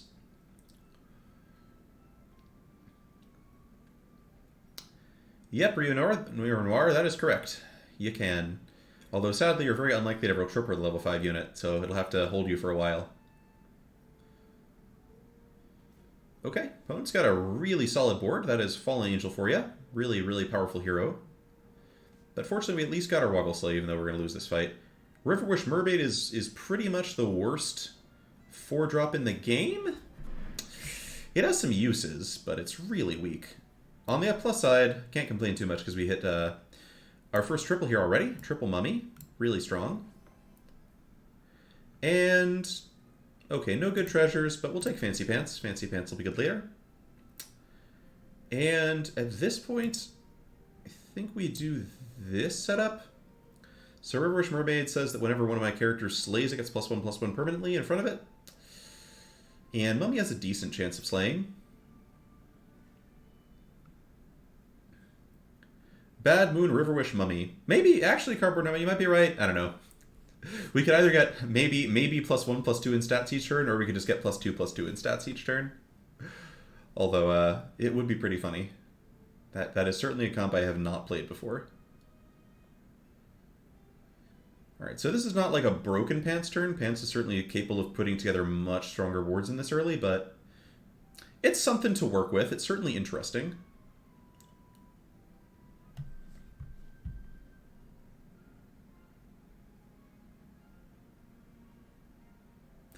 Okay, did not get our Slay. Classic Riverwish Mermaid. But we should win this fight. We did get a Slay with the Stag, which is nice. And we also just summoned a bunch of really good units to die. Unfortunately, the only unit that died is the one we didn't want dying, the Pig. If they could have killed Lucky, that would have been nice. But it's fine. At least we dealt 8 damage to Snow Angel. It is a Flavor Wind Necrosis. You are totally right. Alright, so here we're going to grab Princess White. You pretty much always want this because it's a very easy level 3 treasure to get. It's not like super strong because we haven't been buying a bunch of dwarves yet, but that's about to change. So we'll take this, and then I think we're going to take Forbidden Fruit so that we can spin and have a decent chance to hit another dwarf. And alright, we hit Lucky, so now I'm just going to sell the Baby Root, which is not that powerful. Take Lucky, which gets us some money each turn when it dies. And then, how do we play this out? I think we go Stag, Riverwish here. This seems reasonable. Actually, Riverwish should be here. We should do this. Okay, so the Stag's over on the left because we want to attack first and pump the Donkey, so the Donkey can take some hits and summon units. The Mummy is next because we want the Mummy dying pretty early, because the Mummy can take out one of our opponent's support units when it dies, which is makes the rest of the fight go easier. Then we're putting the Queen in front of the Princess White, that is, in front of the Riverwish Mermaid, because it's big and might slay and get bigger. And then Lucky over here, because Lucky's only purpose in this game is to die. So once you kind of understand what each of your units is supposed to, these boards sort of put themselves together. Goodbye, Princess. Alright, this is... Alright, our Mummy did slay, which is good. Killed something. Donkey makes another unit. Not a very good one, though. Yeah, this is not looking like a win for us. But could have gone worse. Polly doesn't slay, which is nice. And they get to keep their egg, which is sad. But considering how badly that started, it could have been worse. So right now we're looking for dwarves and doubling our 3-drops so we can get more treasures. Lucky made this mouse free, which is good, except... Alright, punt me. We should not have... We have a Fancy Pants, which I forgot about, so we should have taken this first, so it could be a 9/9 instead of the 5/5 it is now. But we'll recover. Okay, any more dwarves? I'm not seeing more dwarves. Okay, I can turn Riverwish into a real unit with this. So let's see what we get off of that. Wolf. That's better than Riverwish. And I guess we'll spin one more time. Still no dwarves. Cinderella basically profits you 1 if you want and can hit you lock chest. So I think we take Cinderella here. It's pretty slow, admittedly. Alright, actually more to the point, when are we playing these dwarves? Are we playing these dwarves? This is better than that. Wolf should probably be in front.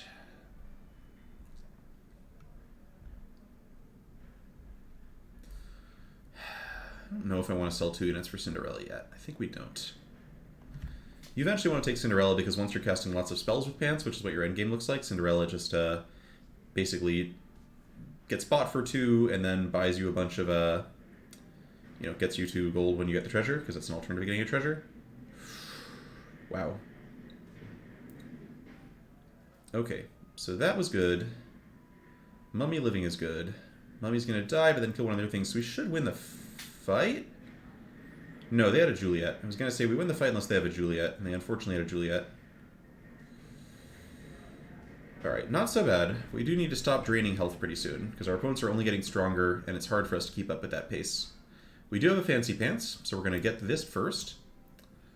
That's the correct play. Then we're going to sell this mouse, we're going to buy this. So our white's almost at treasure time. I'm going to sell Crafty and buy this donkey, because it's a potential triple. And then we're going to buy this last dwarf, selling our random 2-drop. Now we've made Princess White very big, which is nice. We're going to take Power Orb. It's not one of the treasures we're looking for, which are Hat and Ball, of course, but it's serviceable. And now we're going to spin one more time, see if we can line up a triple for next turn. Nothing yet, nothing yet. I might want to get off of Stag. Stag is looking really weak. Play doubly up here instead. Play doubly over Donkey, maybe. Actually, 5-9 Donkey beats doubly. I guess we'll spin one more time. Okay, so this is like a pretty weak Pants game. But our board did get a lot stronger. I think we have a reasonable chance of winning this one.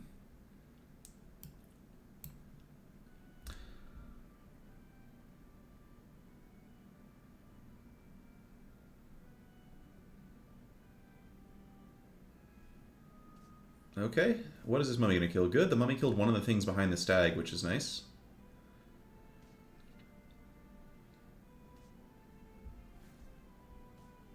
Yeah, hopefully the queen can take us home on this one. Looks... Alright, she just took a bunch of damage, which is dangerous, but... Oh, it's going to be close. It's looking like a tie, except for their Sporko is... Okay, it's a tie. Yeah, I was thinking their Sporko is good for some reason. I remember they were beauty. Okay, 1 cost, 3-drop will always take. I'm going to sell the stag, which is not so useful right now. And we're going to start Mix-a-Whistling, see if we can get a good uprated 4. Puff Puff beats Mummy here, I think. And still looking for triples. Lucky gets us closer to a triple, so we'll go ahead and sell... Frankly, I think we just have to sell the Wolf. Wolf's good, but it's never going to triple, and we need to be saving as much space on our board to hit triples as possible. None of this triples. Gosh, this is really unlucky. We should really be hitting some kind of triple by now. There's one. Okay, good, good, good. So we're going to sell... Gosh, I think we may just have to sell Spellweaver again, or we could sell Donkey. Yeah, it sucks to give this up, but triples are so important. All right, Hat or Ball, please. Both. Okay. We will start with Hat over Ball. Ball's useful once you have Hat, but before it, you really can't afford to be spending a bunch of time on that kind of thing. Spellweaver is better than Donkey. Alright, now we're beginning to get some work in. We should be hopefully pretty okay against bottom board Horde Dragon, who has taken 38 damage this game. Given that we tied Beauty before. Okay, so they're like a pretty weak Dwarves build. We are probably fine. Oh, maybe not fine. It's going to depend on if they kill Spellweaver immediately. Damn it! Oh, wow. This fight just went as poorly as it possibly could have. Again, not disastrous, but that's really sad. Alright, so we have Fancy Pants. Let's remember that. We'll take Donkey first. Take Blind Mouse. We'll sell it immediately to make room. We will take the Pig, because a 1-cost unit that can potentially triple is great. Don't want this. Level 2 treasures don't help us at all right now. Spellweaver is another double. Alright, so we're going to sell the Pig and take this. And there's a triple. Okay, so we get to go... Who gets sold for this? Probably... Mummy has to get sold? It's a pretty strong unit, but I think we just need to hold on to all of our potential triples here so that we can hit Hat Ball. There we go. All right, hit a hat ball. Now we're talking. All right, so now we get to start doing a bunch of stuff. And pumping up our Spellweavers. Now that's a triple Spellweaver. All right, we're going to take Treasure Map over Power Orb. Treasure Map's really powerful. We get to now Mix-a-Wizzle this thing, which is our weakest unit. We get to pump it up. We get to pump this up. Hey, George! Thanks for the resubscription. All right, this is now looking really solid. I love this. And I guess we'll just cast the Shrinker. Yeah, this looks... Our board got a lot more powerful all of a sudden. Much more powerful all of a sudden. So we are up against Pied Piper, who's like level 5 and decent on health. But I think with a giant friendly spirit, yeah, it looks like we should be fine against this board. And they have a 17/17 pig that can give us some gold, which is awesome.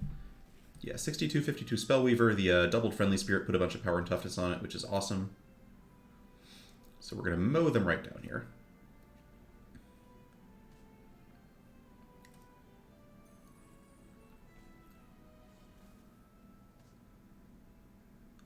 Excellent. Alright, so now we have Hat Ball, and Pants with Hat Ball just goes off real good. We'll take this free unit. We don't need any more triples, so we're not going to worry about doing that sort of thing. I am going to want a good unit, so I can cast this on it. Then we'll cast this on Spellweaver. Anything that's not a targeted spell we have to ignore. Time to buy another good unit, which is just going to be the Sure Shot. I should have taken that Cinderella there. Make sure to take Cinderella next time we see her. I'll take another Spellweaver. These are really good when you're casting all your spells a bunch of times. Beauty's Influence is nice. I'm going to sell this. I should have taken that cat too, huh? Should have taken the cat. Here's Lucky. Alright, we'll take this. And we will triple Lucky just to get a level 5 treasure next turn. Actually, we should be looking to triple Blind Mouse, right? We should be looking at triple Blind Mouse. Yeah, we should be going after mice now. If there were mice and I missed them, it's my fault. I should have been paying attention to the mice. We'll play Lucky over Mummy because it's extremely unlikely to make a difference to who wins, and we can get some money off of these. So yeah, at this point, we're looking for a few things. Blind Mice, which can triple and get us level 6 treasure off of Treasure Map. More Spellweavers, Wizards Familiars, which grow when we cast spells. And that's about it. So this is going to be kind of close. They've got a giant cat, which is pumping their friendly spirits to be huge. Actually, we're going to lose this, it looks like. Although, maybe not. Never mind. We are not guaranteed to lose this. In fact, we tie. Awesome. Tied the top board. That's always a good sign. Okay, so we get a free cat. We get Cinderella. We will take, of course, as I mentioned.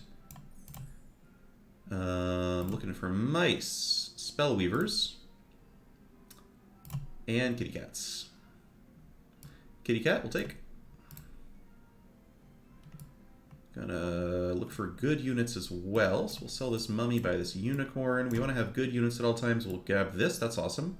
So now we get to start doing the really fun part of this, which is upgrading our units into better ones. Any targeted plus, like, bonus spells go on the doubly. We are going to want a tree so that I can cast our tree spells. We now pump this. We get another... Oh, we get a level 4... Ah, we get a level 4 treasure. Oops. Rip, that's alright. Blind Mice take a while to get, and Moonsong Horn's honestly pretty good too. I don't know, I'm fine with this. It's a little sad, but like finding free Blind Mouse sometimes takes forever, and free Last Kisses are a hell of a drug.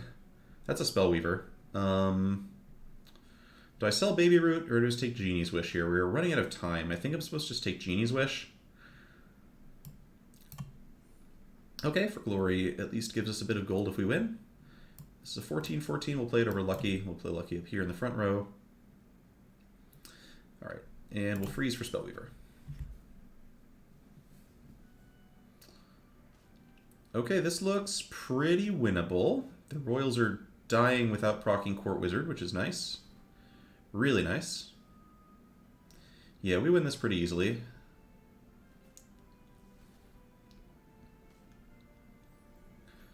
The Juliets are not large enough to be a real concern.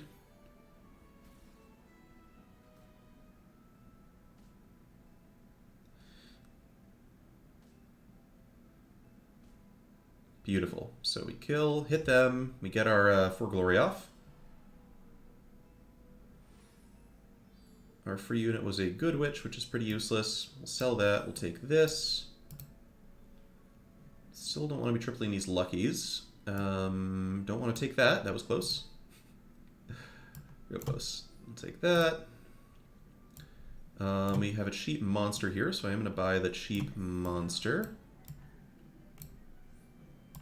So we can cast monster spells on it. Transform the tree. Gonna last kiss targeting this tree and get a golden 6, which is a Storm King. That's the best thing we could have hit. Really, really good. We don't have any cheap good units, so I'm gonna pass on that. Lots of cats. No thank you. Beauty's Influence. I guess we'll throw it on the Archer. Why not?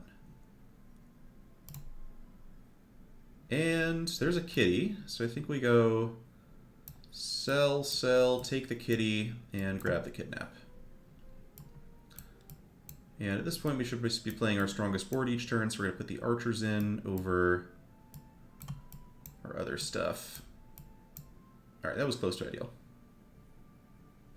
Okay, so we've got big shoulder fairies, a lot of animals and buzzards, but no bearsteins, and no singing sword. So we should be pretty good here. I don't think they're going to be able to break through Storm King. If this wasn't Storm King, we could be in trouble this game, but Storm King is just so humongous after a game like this.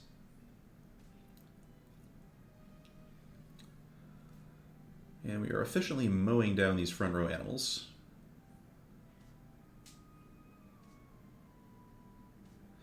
Okay, Piper is not quite dead. Alright, we're up against Fallen Angel again, which is a little scary, but we almost took them out last time, and I feel like we're getting stronger faster than they are. So, we'll see. Mix-a-Wizzle at this point is going to go on the... probably just you. Lightning Dragon's sick, actually, that's great. That could be really fun. I don't think I want that cat. I think at this point I just want to be buffing up on spells now that we're this late in the game. Really unlucky run here for Pants, but that helps. Okay, triple Spellweaver. Am I into that? I guess I'm into that. It's a little bit of free gold. And an uncastable spell, which is unfortunate. Alright, let's buy you real quick. Okay. Good to have evil units. Baby Bear is pretty useless. We're going to sell that, see if we can roll into another targeted spell. We could not. I could sell the Witch as well. I think at this point I'm just okay holding on to an evil unit, buying this, getting some gold for next turn. Alright, so hopefully this Lightning Dragon can hit something in the back row that they were hoping to use.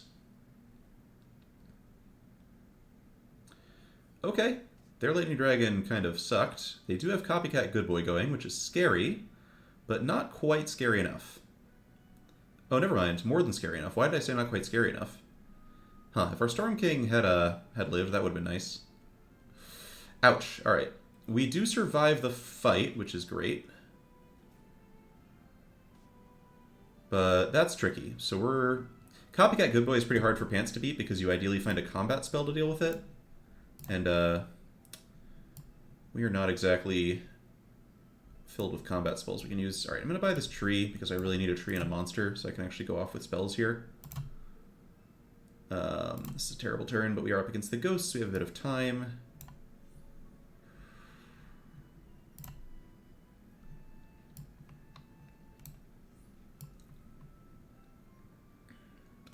We turn you into something else, I guess. That's actually really weak. I probably shouldn't have done that. We can turn you into something else, though. Eventually you'll turn back into a Princess White.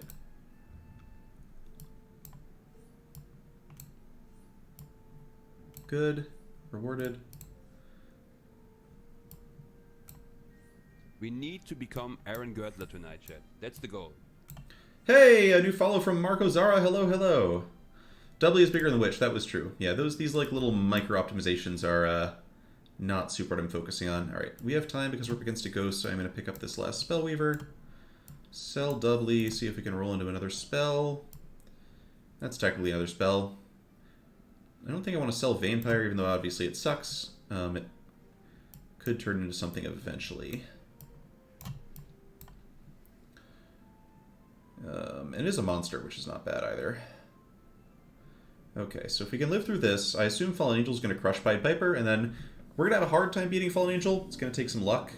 It may just be impossible. I didn't see if they had the Treasure Hermes boots, which just lets them attack first guaranteed. But there are some crazy turns we could theoretically pull off with, like, the Last Kiss. And if we play second with Pants, I'm still quite happy. When you pick Pants, you're basically almost always playing for second. We got pretty lucky this game that we hit the essential treasures pretty quickly.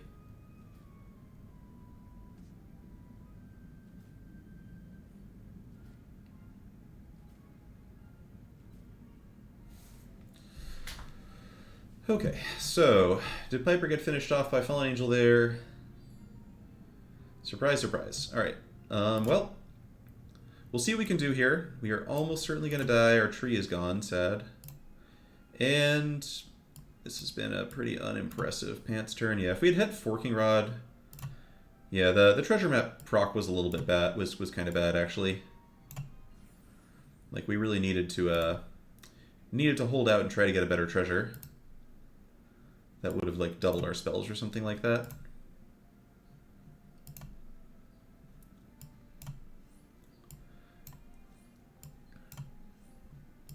As it is, our Storm King is nice and large, but nothing else really competes with them, so... Yeah, we should technically have sold the tree and spun again to try and hit a targeted spell, but it is what it is. We're dying.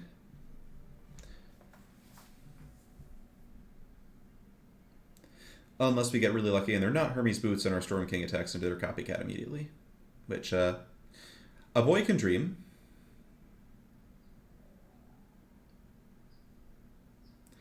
I guess their Lightning Dragon might be big enough to kill one of our units at this point, so we could stash them up front. I don't think it matters.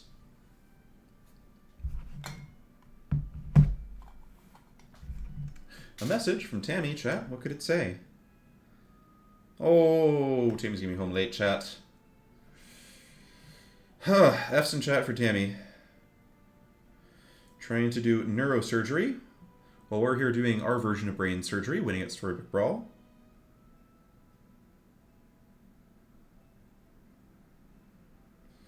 Thank you, George.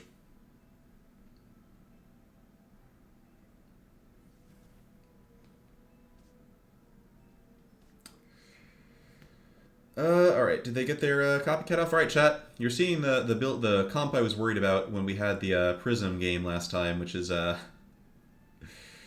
yeah, Golden Good Boy just messes you up real good, so our opponent is going to cleanly finish us off. We did kill the Good Boy, but now their Robin Hood has 500 toughness. Hey, 100 V-Bots. Yes, very comparable.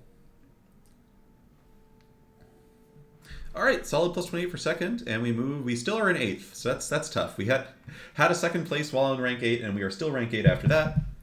We have time for one more brawl at least. But that's pretty good. We're at 2 firsts and 2 seconds today, which is gonna cascade us up. We are apparently incredible. And just a quick poll of chat. So all you who are watching, Nacris, do you know how Storybook Brawl works or not? I'm trying to figure out, again, how I should be pitching my commentary. I'm sort of going for, like, the basics of Brawl, but, like, later, as we get later in the game, maybe, like, a little bit more complexity as I describe those decisions.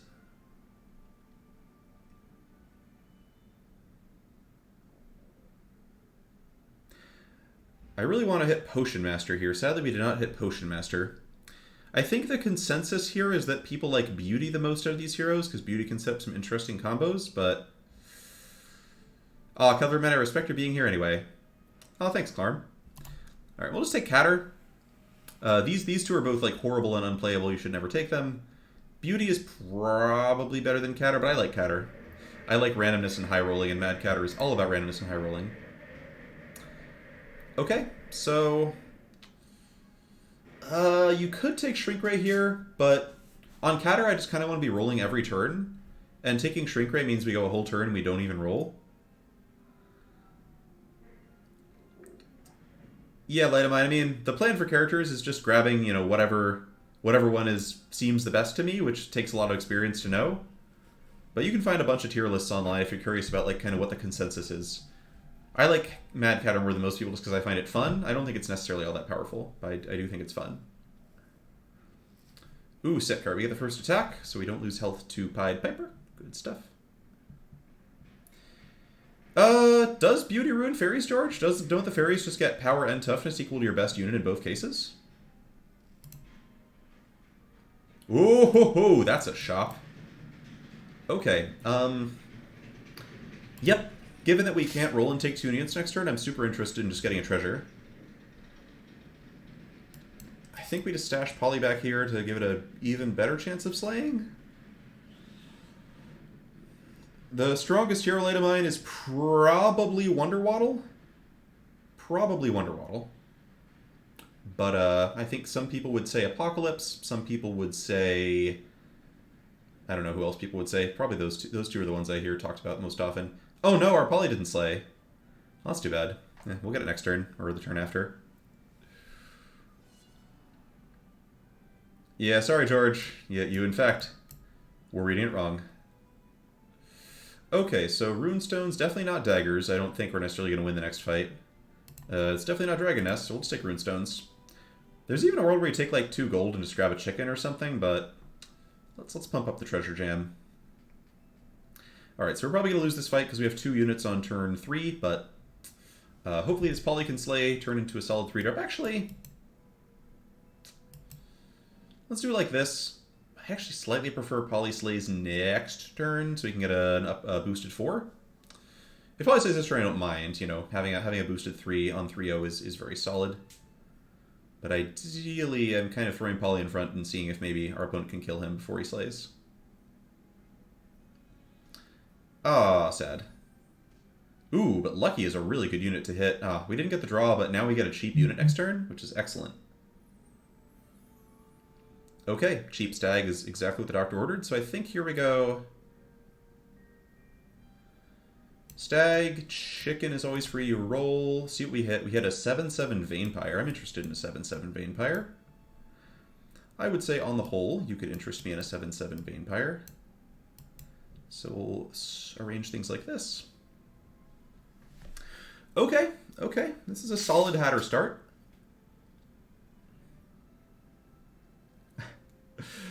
Yeah, okay, shot. I mean, Wonderwaddle is kind of high roll, but you can high roll a substantially high percentage of the time, which is good. In fact, I think that Storybook Brawl right now feels like a little bit too high rolly. So what I mean by that, to folks who are new to the game, is that there are some heroes that are like pretty consistent. They do like basically the same stuff every game. Like Mrs. Claus is a good example. Just +1/+1 to all the good heroes. So with Mrs. Claus, you pretty much always just take some good heroes and they're solid. And then at some point, her ability stops being very relevant because +1/+1 stops mattering very much in the grand scale of things, and then you kind of just die. And that's just kind of like a bland thing to be doing, right? Like it's not much fun to be doing that. And Mrs. Claus does not scale. She's always +1/+1 the whole game. By comparison, Wonderwaddle gets you some like crazy stuff. Did I take this free spell and then start rolling? Yeah, sure. Alright, we get a 3/6 BIM. This early in the game, you should pretty much always just take whatever thing you roll into. Roll again. We hit a 5/4 Court Wizard. Alright, so a bunch of kind of random-ass units here, but we'll make them work.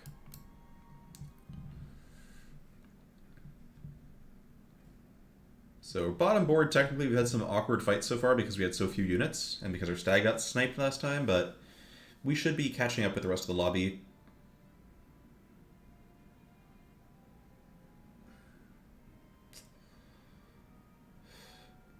The glowing borders Risium just mean it's a tripled unit, so it's upgraded, it's got better stats. This one has better stats because we rolled into it with Catter's ability. This one's got better stats because it's just 3 princesses. If you know the Magic the Gathering, like, 3 Llanowar Elves meme. All of Storybook Brawl is just about that.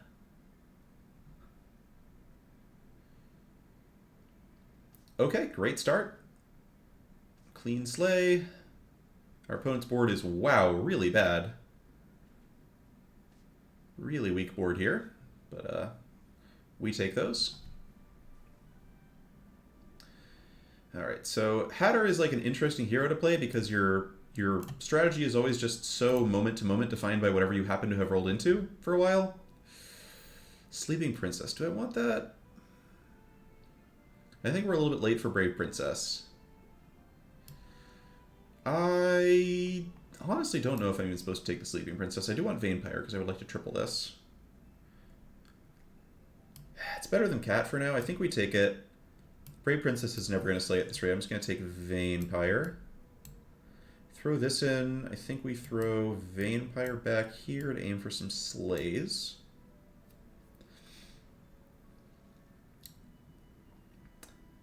And I think we swap like this and hope that 9/9 is big enough to get slays.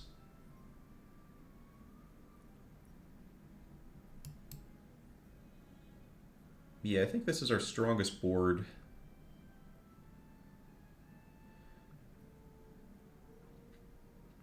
Try and refind... I don't understand what you mean, Angry Penguin. When you say refine them, you mean find more sure shots? No. I don't want more sure shots. I want to be buying things that are at my level. Very true, 100 V-Bots. That is the ideal princess turn. Highly recommended. And yeah, Cage Todd, Geppetto and Merlin are definitely top tier. No doubt about that. Sick. Alright. Stag lived. Stag got its kill. We are going to slay with Vampire. This is a very, very well done game. Of course, Merlin with a crystal ball is terrifying. But we'll cross that bridge when we come to it. Alright, let's see if we can find that Vampire. 2 mana Court Wizard. I'm down for 2 mana Court Wizard with a sure shot. And I mean, I guess I could just take the sure shot and try to triple again. That seems silly, though. It's just so weak. Alright, let's spin. 8/8 Crafty. Do I want an 8/8 Crafty? Not especially. Counter's also really hard to play because you're always making decisions about, okay, now do I take what's in front of me or do I spin and look for something better? And it's never super clear. One thing is true, actually, is that Wizard's Familiar is really bad on Hatter because you're almost always rolling instead of casting spells. It is Angry Penguin, I don't know. Nutcracker with no toughness boosting units is generally really bad in my experience, so I try to avoid it. Alright. Is it time to sell the Stag? Maybe time to sell the Stag. Pick this up, put Soltac here, put Mim by Soltac, put Court Wizard in back, put Vampire over. I think Vampire just stays out for now. Put this back here so it's more likely to die before it gets hit. And I guess we can... I should have put Mim by the Vampire that was done. Okay, wouldn't have mattered anyway. So Miri's got an Arthur on 4-0, always a little scary. Looks like we should be winning this game. Maybe, actually? I guess the 12-12, never mind. We're dying to the 12-12 sure shot. What was I talking about? Imagine winning a game. New Curse King is great. New Curse King is quite possibly top 5, definitely top 8, I would say. Again, do I want a turret? Do I want a Sporko? It's cheap. It's much better than Mim. I'll take it. Okay, a 6/16 Copycat with another Copycat. Do I want to try and go Copycat here? It is not an easy comp to set up, but it's not a bad thing to be doing with Hatter. We've got Lucky right now as our only Last Breath unit, but a level 5 treasure would be really cool. Oh, our board's kind of a mess. That is the Hatter way, though. Your board's always a mess. Okay, so I'm going to sell you. I'm going to sell Lucky. I'm going to buy Cat. We're going to put Sporko in. I'm going to put Court Wizard in. And then I think that we just play a 6/16. And then do we wake up Sleeping Princess? So I sell this to wake up Sleeping Princess. I think I genuinely do here. I need like a few more stats on my board. Princess comes back here. This should be here. This should be here. This 08 has the nice property that it's going to just get attacked and killed without ever attacking, which means our wizard will get a free shot off. Okay, so we need to find a triple soon. That's going to be key. But we're not, like, completely out of this yet. Killing both their stags before they attack is awesome. Might not be enough. They've got a lot of big units up front. Yeah, not quite enough, but we do take out almost their entire board. Still, Hatter's a rough hero. This is one where if I take it, I'm not necessarily expecting to get top 4. Okay, we always take friendly spirits if we're doing copycat stuff. And there's our triple copycat. All right, we get a level 5 treasure. That should catch us up a bit. I'm just gonna take Dracula's Saber, which is just a bunch of raw stats, which is kind of useful right now. So now we get to go copycat. Friendly spirit here. Court wizard here. One more roll. Big Fanny doesn't do anything. Okay. Alright, so we're still looking to maybe triple the Awoken Princess. So this cat's now going to start triggering our friendly spirits twice, which is not much yet. I'm up against bottom board Potion Master. If I were up against a stronger hero and I was worried about like taking a bunch of damage, I could also sell like this princess, give up on tripling it, but just take this Luna's Grace, put it on Friendly Spirit, which gives a lot more stats for me when the copycat attacks. So right now we're looking for friendly spirits. We're looking for wombats, which can summon off of the copycat, which is really strong. And of course our 3-drop triples, just to get powerful units on the board temporarily. And then there's some generically good 5s that we might take as well, like a Siren, for example. Alright, Vampire clearly kind of getting overrun here.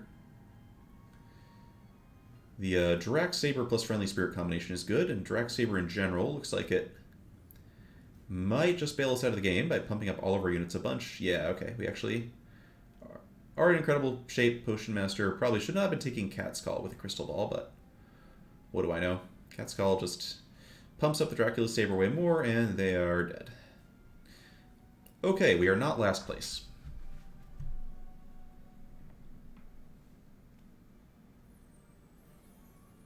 We are also not next to last. Good. Alright, none of these units are what I'm looking for.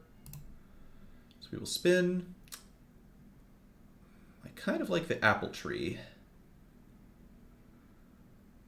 The wolf is interesting because it's like technically works with copycat. I don't think I want the apple tree just yet. I think there are enough, alright, enough better things I could hit. I like this. I like Sting over Crystal Ball. Sting just makes it easier for this to slay, which is good. A Lightning Dragon would also be awesome, because Lightning Dragon lets Copycat attack first while still adding value to the board. I'm not going to take the Soul Tech yet. I don't think that triple is incredibly valuable. This is really big. I'm going to take this because it's really big and also can triple me. And I think I want a 12-12 over the Sure Shot here now that I have no princesses. Okay, our board got meaningfully stronger. I don't know how we're going to compare to Pied Piper. We could easily be much weaker. But I don't think we're going to die, at least. So my hope is to at least outlast Merlin. Sadly, even 4th place is going to lose us points. Even 3rd place might lose us points at this point. But, you know, if we can get out having a weak hero with, like, minimal damage to the rating, that's the key. Okay, Pied Piper is incredibly weak, and we killed their stag. So we had a very good start, and they are really, really doomed.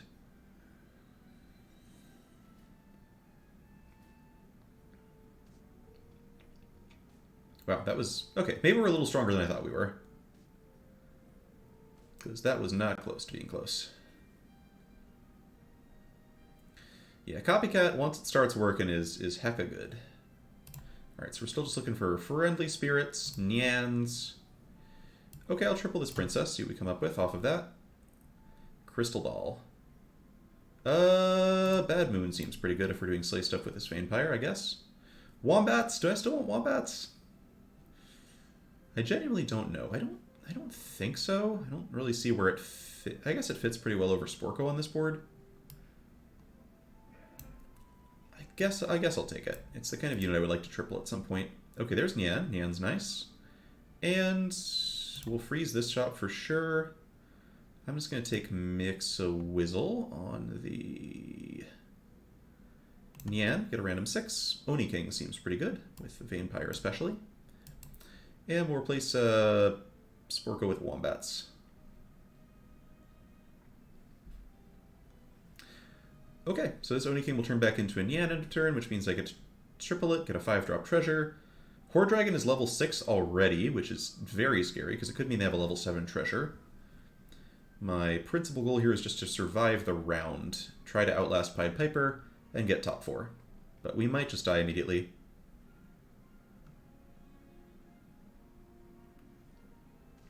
Yeah, KHTA, that's always a consideration.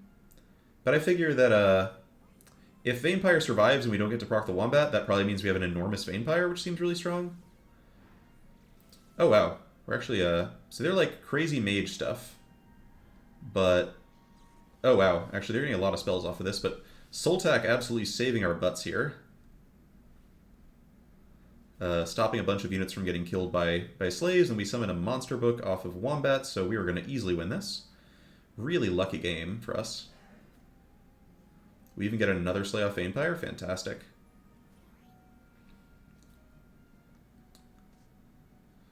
Well, our opponent's build is really cool, but we did manage to outlast them. So let's take the Sea Terror. What level 5 treasure would I want? Monkey's Paw? Okay, probably just Monkey's Paw, because Monkey's Paw makes it incredibly rewarding to let the cat attack first. Hand of Midas is interesting, because in theory we could like, get an upgraded Friendly Spirit or something, but I just want to survive my next fight, so I'm taking Paw, I'm cutting Sting, because we no longer have a first character. And let's see if we can find some more Friendly Spirits, or something like that. No. No. No. No. No. Alright, not the best set of rolls. I'm just going to take this Luna's Grace now to pump this up a little bit. And here goes nothing. I do not know. I should be playing Vampire over Princess. There we go. I think I'm supposed to keep Soltak Ancient over Awoken Princess to ward off some of the things they could have. It's possible I'm supposed to just be playing Princess, though. Yeah, KH. Alright, well, we stopped their Lightning Bolt. That was cool. And it looks like we're actually just like... Oh, they're also copycatting. So I don't know who wins this. No, they... Yeah, they have a big Friendly Spirit, but the Friendly Spirit is not good enough. It helps the Friendly Spirit buffed itself, which means it's weaker than the others be. Alright, yeah. And we have Draxsaber and Monkey's Paw. No, we just easily crush them. This is good. We're actually much stronger than I expected us to be at this point in the game. Problem is, now we have to go up against Miri. And Miri's at 34, which is a problem. I'm going to take Wombat. So we have two choices here. We could, like, roll for Good Boy. Or we could take Wombats and have the option to hit, like, a triple Wombat. Which would also be pretty strong. I don't know what's correct here. I really don't know what's correct. Probably rolling for Good Boy is just better. I don't know. I just hate doom rolling and like being like, I need to hit this one unit or I lose. That's just never a position I enjoy being in. Okay, we can Mix-a-Wizzle the Nian, hit a Bearstein, which is not great, but okay. We can Mix-a-Wizzle something else. Could Mix-a-Wizzle the Bearstein and see if we had like a Golden Good Boy. Bearstein's like one of the weakest upgraded 6s we could have. Pumpkin's not great either, I guess. Okay, well, here goes nothing. I think we play Wombat over Soltak here. And we'll see. We're probably not beating Miri. Miri's at 34. Miri's not taken damage in a long time. Actually, maybe we can get this. Miri's not scaling that well, honestly. And oh, we get double summons, which is cool. Okay, this is actually going to be close. Especially with Pumpkin kind of waiting to pop out a couple of upgraded units at the end of all this. Oh, and Mirror not having any court wizards is awesome. Okay, I think we may be fine. Alright, Romeo summons Big Juliet, but Juliet runs straight into Big Pumpkin. Wow, nice. Alright, we got a kill. Oh, nice Cage Todd. No, Magic Online is cool. You know, I don't mind Alchemy, but Magic Online is pretty neat.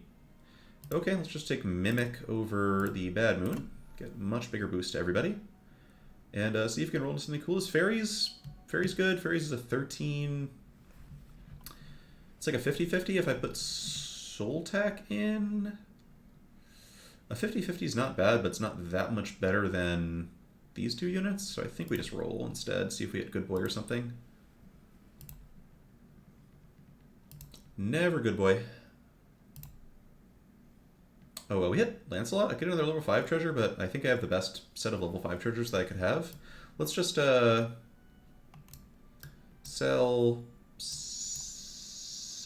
the Soul Tack, I suppose. See if we can become a good here. We don't want to be Apocalypse. Alright, all of these suck, but Merlin's fine.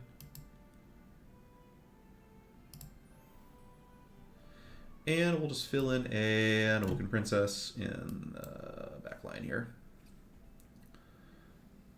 Okay, so Horde Dragon could have become much stronger, because Horde Dragon had interesting treasures and a bunch of spells they were casting, but... Okay, they got to attack first. Okay. Awkward, but we survived.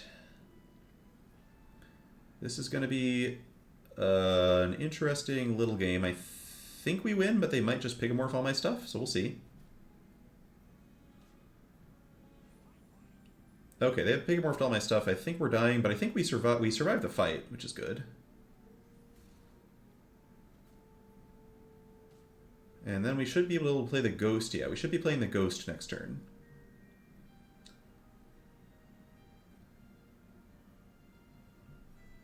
Yeah. Definitely a hit or miss thing for people. Alright, Good Boy? Yes, this is why I was not, like, desperately rolling for Good Boys before. It's kind of a fool's errand. Okay, Oni King is reasonable if you're doing big friendly spirits.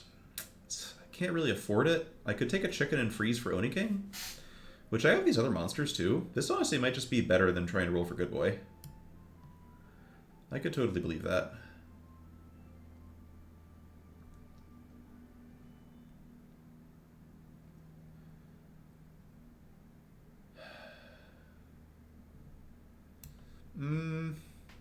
Good Boy's just so much better, though. And a Friendly Spear would also be so much better. Yeah, I doubt Oni King really makes the difference in a game. Okay, could take Lancelot, which is quite likely to proc. If Lancelot... Yeah, well, we can't take it now. I was going to say, I'm thinking if there's any other level 5 treasure we want instead of Dracula's Saber. I don't think so. Mage Book doesn't do anything for us. Leonardo Meguzzi, Good Boy just generates so many stats when a cat attacks that it doesn't even matter whether or not it's actually good. It's just always good. And if we buy Good Boy, we can just replace... We have a couple of good units we can put in from the back. So we will definitely... Yeah, alright, so Court Wizard is interesting. This is incredible if we find Good Boy. And honestly, not bad in general. It might be better than, like, yeah, especially if you can triple it. I don't know. I'm not sure that was correct to take.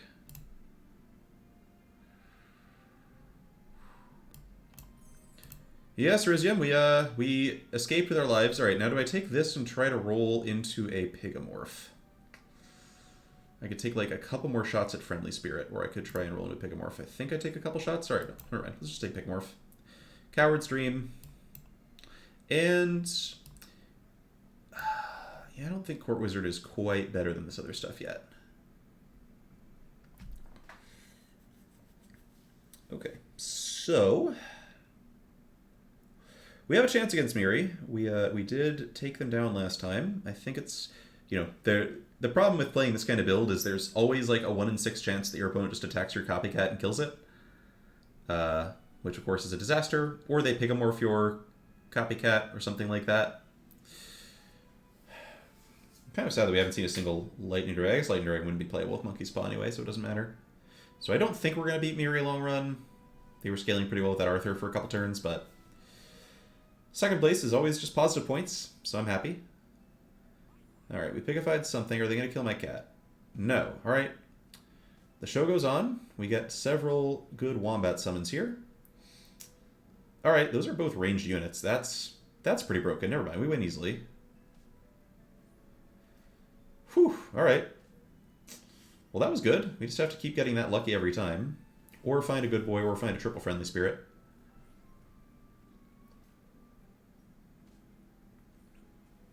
Okay, well, I guess we need to get lucky one more time. Cinderella is interesting only because she can hit Hermes boots, but it's going to be way too slow at this point. Knighthood. We could sell everything in Knighthood, the friendly spirit. I don't think that's worth it. Okay, triple court wizard.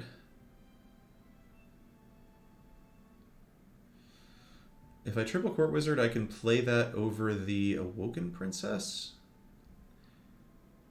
Is that worth it? I can play that. Sorry, I can play Awoken Princess in front, play triple court wizard in back. I think that's good enough to be worth a shot. Alright, take it, triple it, skip, spin one more time looking for friendly spirit, no luck. Echowood's cute. It's a little too late to do that though.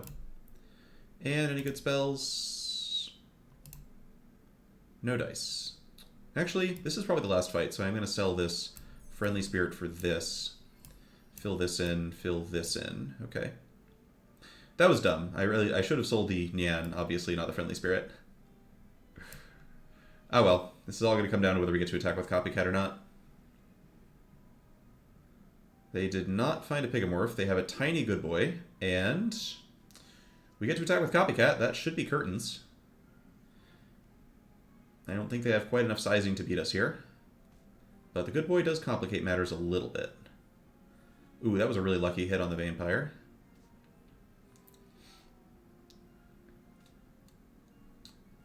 That's actually close. Except Wombat now makes an... Wombat's unit just comes out so big. Oh. Ho ho ho! That'll do. That'll do. Alright. Clean win. That's 3 firsts, 2 seconds, and we definitely have time for one more brawl, given that Tammy's coming back late. So, yeah, let's see if we can keep the streak going. Still rank 8. It is really... The top people are really, really high on this game right now, but this is nice. I feel like I'm pretty well prepared for the tournament, although, of course, the tournament competition's much harder than average ladder competition. And we've kind of shown off the full breadth of what Storybook Brawl had to offer. We had a couple of Hatball games, we had a Copycat game, we had a, I don't remember what we were doing. We had a Good Boy game. Aaron Girdler tonight, chat. That's the goal. Leonardo, thanks for the follow. Yeah, I'm going to be mixing up Storybook Brawl and Magic content on my stream from now on. Probably mostly Magic still, because that gets a lot more viewers, but if you do enjoy Storybook Brawl, you might as well give me a follow. See some of that stuff. We need to become Aaron Girdler tonight, chat. That's the goal. Yeah, Cage Todd. Red Rain was 7k last season. Thanks, Techno Shaman, for the follow. Okay, so yeah, so Jack's Giant's terrible, never play it. Celestial Tiger's middling but interesting. Sometimes I'm in a Celestial Tiger mood. Grandmother is medium. Not great, pretty risky, hard to get to actually survive to get her ability. Mask is generally very good, one of the better heroes, so we're just going to take Mask. Techno Shaman, I play a whole mix of things. I kind of play whatever is currently in season for tournaments. Okay, I like starting with double Wizard's Familiar. The nice thing about Wizard's Familiar on Mask is that Mask gives you several free spells. Plus, you can always just Mask into something like Potion Master. Well, we can't Mask into Potion Master now, but we could Mask into Merlin or something like that. And yeah, I would say that my specialty is not so much limited as it is constructed brewing. And thank you, Cage Todd. That's a nice compliment.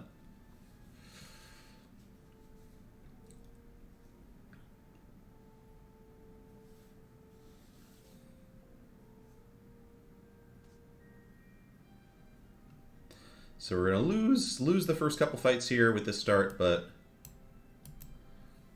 hopefully kind of start doing cool stuff with Mask. So looking at who's in the lobby. Ironically, Mask might have gotten a little bit better despite Skip being downgraded, because now that Skip has been downgraded, people basically don't pick Skip nearly as often as they used to, which means you're much more likely to actually be able to get Skip with Mask. Same goes for Gwen. Now that Gwen is weaker, you have a better chance of getting Gwen and getting a free knighthood off of Mask. I forgot about that, Cage Todd, but yeah, not a bad policy.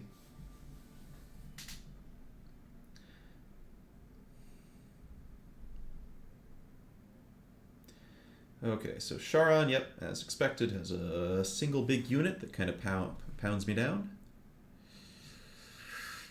Shrink Ray is nice, a free spell effectively that doesn't really compromise our ability to do cool stuff. I'm just going to take...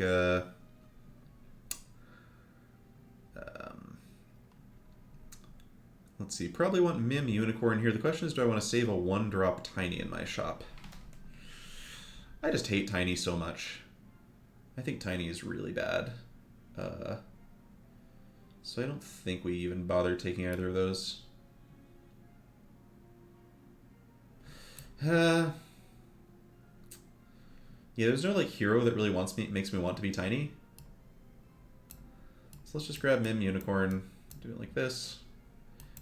Stick this in the back, that way if they have a dragon, the dragon's not as likely to hit Mim.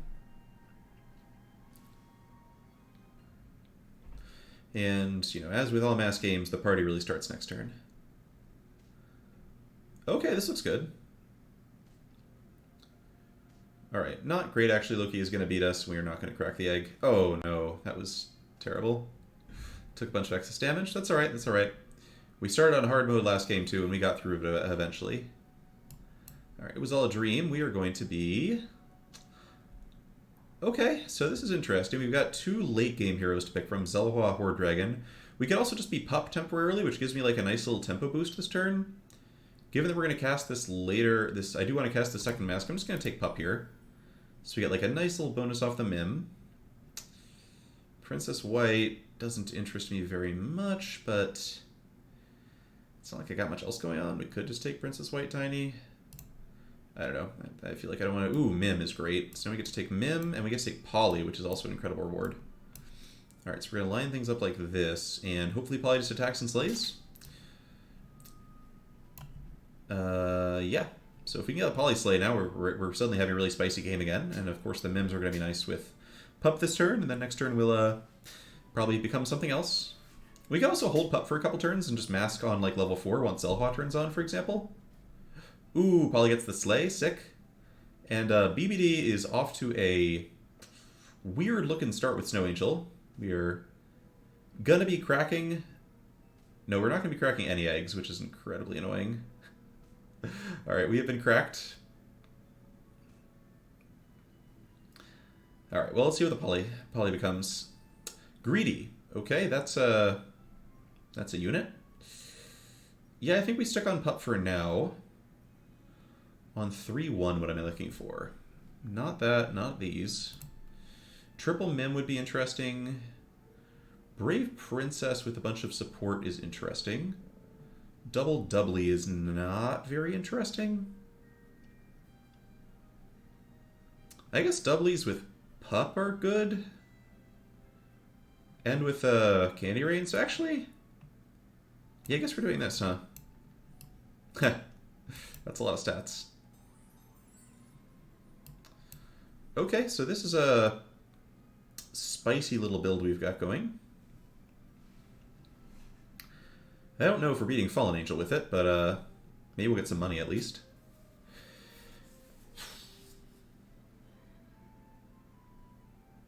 And then we have a ton of triples we could hit, which is great. We would like to start getting treasure soon to power up. I would just like to not lose this next fight, if I can make a request. We're probably going to lose the fight. We don't have very much toughness, and Fallen Angel's going to have a lot of power. Oh, we just lost our support immediately? Great. Okay, we at least make some money. But yeah, we are super dead. This Lightning Dragon is just so on target. Ooh, we get some more money, actually. Alright. Almost didn't lose. And we got 2 extra gold. And a spell for our cats is nice. I don't really want to wake up Sleeping Princess especially. I don't think that's a great use of my gold. It's not a bad use of my gold. I really just want to hit a triple here. That's why I would like to spend my time doing this turn. Could also grab Darkwood Creeper. I don't really have room for it though. Okay, Mim is great. And we will take... Now I wish I'd taken that Darkwood Creeper because it's a Ring of Meteors. I could take it anyway? I have Greedy, so I should just take it anyway. Hey, Geneticist. Alright, now do I take Stag? Stag with double doubly is pretty interesting. That's like a lot of potential stats coming out. I could take Stag plus Earthquake. I've seen worse than Stag plus Earthquake as far as units go. You could also spin one more time trying to hit a triple, but I do want to cast a spell this turn. Okay, let's just grab Stag Earthquake. I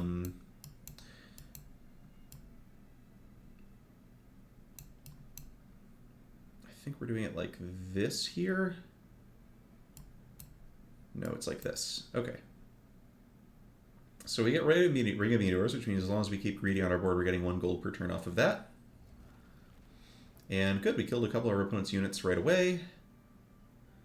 They have 2 big donkeys, but we have a lot of power on our units, so the donkeys... Well, they are going to survive, unfortunately. And it looks like we've lost again. Taking maximum damage. Alright, we gotta start winning soon. Come on. Okay, it's time to mask. There's so many things we hit that are much better than Pup. Wonder Waddle. Okay, I think I just take Wonder Waddle here because we get to double the cats instantly and get a treasure. And we have a Stag already. We could also take Gwen, but I think Waddle is slightly stronger. I think there's still time to make this work. Okay, I'm going to take Locked Chest, and we're going to take... Hippocamp is a tempting pair, especially with Wolf. You just want Hippocamp, Wolf. What am I selling? I could sell the pair of doublies for that? It seems like a bit of a waste, but also the doublies kind of suck. There's the big problem with Hippocamp, Wolf is that one of the Hippocamps dies immediately to Ring of Meteors, which is super awkward. No, it doesn't, because we pump it. Okay, yeah, big change of plans here. Hippocamp, Wolf. Stash Hippocamp over here, stash Wolf here. Okay. Actually, maybe we do this. Stag's less likely to attack this way, but Wolf is more likely to attack before the Hippocamps are down. Okay, we've got a spicy build and we're up against somebody who has no hero power. It is Spinzaku, who's a great player, but hopefully by killing all of their cats immediately, we put ourselves in a good position to succeed. Alright, Stag goes down, sadly, but I think we're finally going to not lose a fight. Splendid. Yeah, this is how I feel about Apocalypse whenever I play it. Just like, oh no.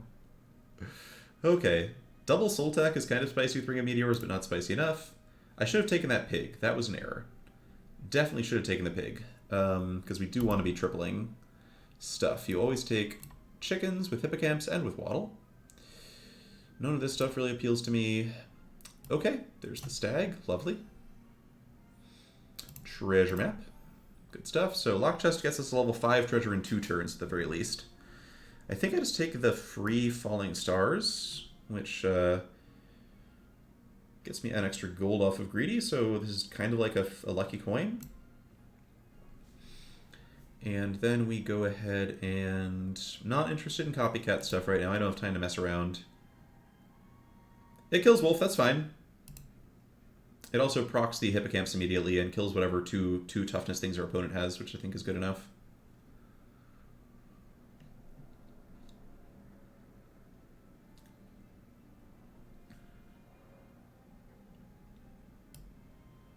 I think I want this coming out here now that I know that's happening. And because we kill Wolf immediately, we don't need to worry about stashing the Hippocamp in the back, so we're going to line things up to have a slightly more even distribution of power. Okay, so this is an interesting game. The double hippocamps early are going to scale up and help us stabilize pretty quickly, I hope. We're up against Potion Master, who looks very strong, and is probably not going to have a lot of units that die to Falling Stars, because usually Potion Master is going big instead of wide. Yep. Okay. Still looks like not too much of a disaster. They don't have a Juliet yet, which is good. But actually, we win. We win very easily. What am I talking about? And we got a ton of money. Splendid. All right, that was... Suddenly, we're turning things around again. Probably having a ton of money every turn is like how we're doing that in part. Rainbow Unicorn's interesting, just because with Waddle, they kind of pay you off really quickly. I think it's worth it with 2 hippocamps, just be taking all these 2-cost animals. Definitely worth to take Blind Mouse. Can I get another Blind Mouse? That would be really sick. I could take the experience, but the experience might stop me from getting another Blind Mouse. I'm really just like on a mouse hunt right now. Pollywoggle is also a cheap animal. So Unicorn gets me a level 4 treasure, so I think we actually hold off on that for now. But I will just go ahead, sell this, buy Unicorn, again, get some points on the hippocamps. Do I freeze for the pig? I could also sell and dig for Blind Mouse a bit, or I could triple something, or I could True Love's Kiss something. I think we True Love's Kiss here. Sell you, sell you. TLC the Stag. That is a big soul tech. Okay.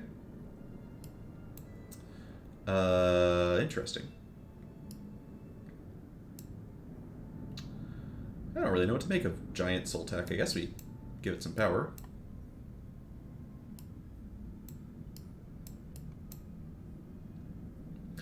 I don't know, Genesis. The Wizard's Familiar is just getting bigger over time. And the Stag is kind of a 6/6. I don't know. Also, if we ever hit another True Love's Kiss, which we very well might, I would rather be kissing the Soul Tech at that point. Okay, they are... our opponent was really weak and has now secured a Dracula's Saber, which is terrifying. We are not... I was going to say we're not losing by that much. We are, in fact, losing by that much. Yikes! Okay, we have one more loss to give. Okay, we hit Exploding Mittens. That seems pretty good. We could also take Horn of Olympus and put double Mim on everything, but I'm kind of looking to get rid of Mim soon anyway. Let's take Mittens. Spinzaku lived. That's not great for me. Alright, let's get a level 4 treasure. Level 4 treasure is Forking Rod. I like Forking Rod quite a bit. Ring of Rage is also interesting if we're trying to do token things. Forking Rod is really good with Cat. I don't know. Forking Rod I think is a bit stronger overall. Let's take out the... I think we just eat the Mim. Mim is clearly our weakest unit at this point, and we're going to be looking for lots of tokens here. So Baby Bear is by far the best thing we can find. We have a ton of gold now. Pollywoggle is solid enough. Is there anything I want more than Ring of Meteors? Not really. We'll just skip that. And dig for Baby Bears. Hello. There's Baby Bear number 1. Baby Bear number 2. That's really lucky. That is outstandingly lucky. Okay. So, Ring of Meteors. We want to stash the bears in back. No, we don't. We are okay with the bears dying immediately. I'm going to get rid of this at this point. It's not good enough. And we're going to stash our big boys in the back and put our... Alright.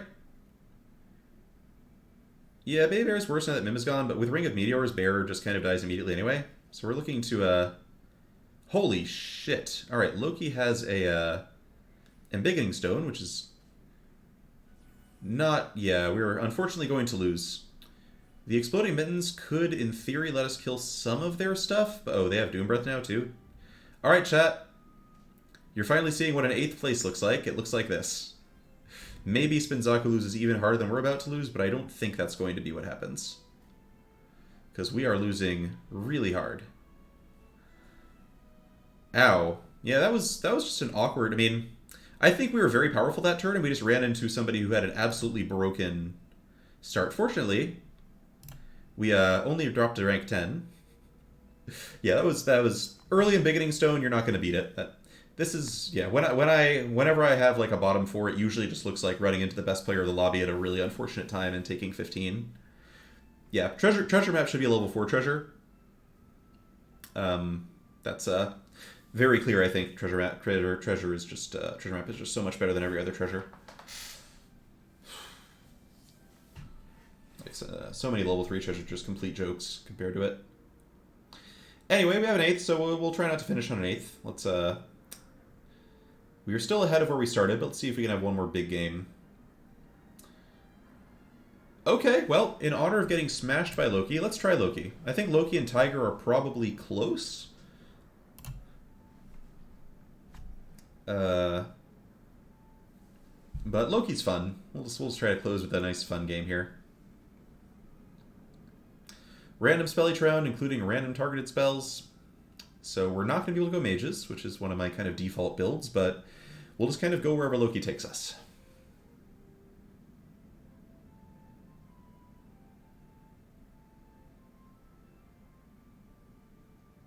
Alright, Loki gives us a free unit. You love to see it.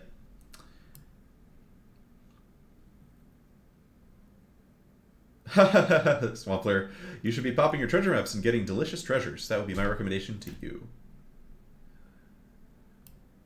Huh. Tiny and Egg both suck really bad. I think I genuinely like Egg more.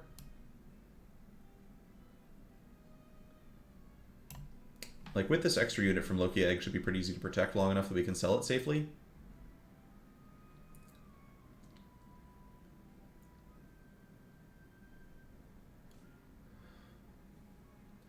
Yeah, Genesis, I agree. I think, I don't know, my impression is Loki's pretty good. Alright, so...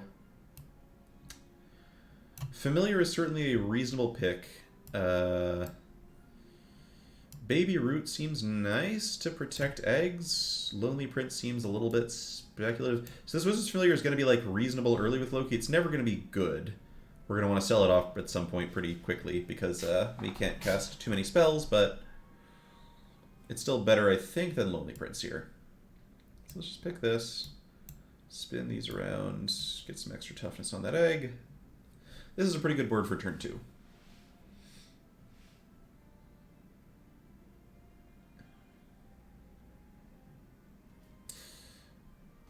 Alright, whenever I see a big Court Archer, I suddenly fear for my egg, but... Alright, egg barely lived. Egg barely lived. Alright, let's hit some Polywoggles. Alright. Yeah, Loki, we are getting some really good Loki hits here. Loki is obviously not always this good, but, you know, we'll take it.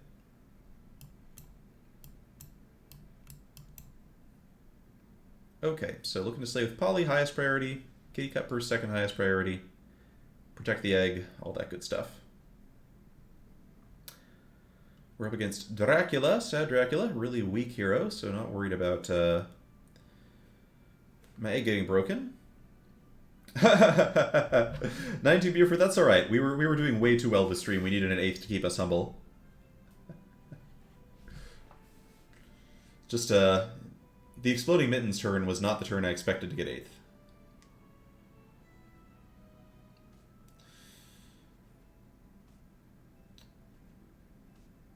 Okay. Alright. Egg is safe.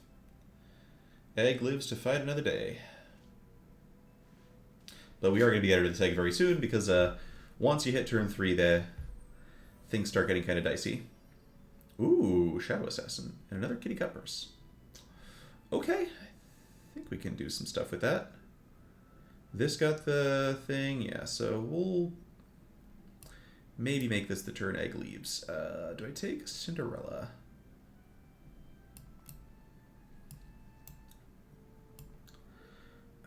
Even the Kitty Cuppers is just so weak. I don't even know if I want it, but probably do. Cinderella procs in 4 turns, so he like takes up a little bit of bench space, but we do get plus gold eventually. But I think that tempo loss is like a little too heavy. Let's just take Lucky for some money. And let's sell... Do I sell these two to buy a chicken? It's kind of no difference whether I do or not. I can sell them next turn. This all seems reasonable.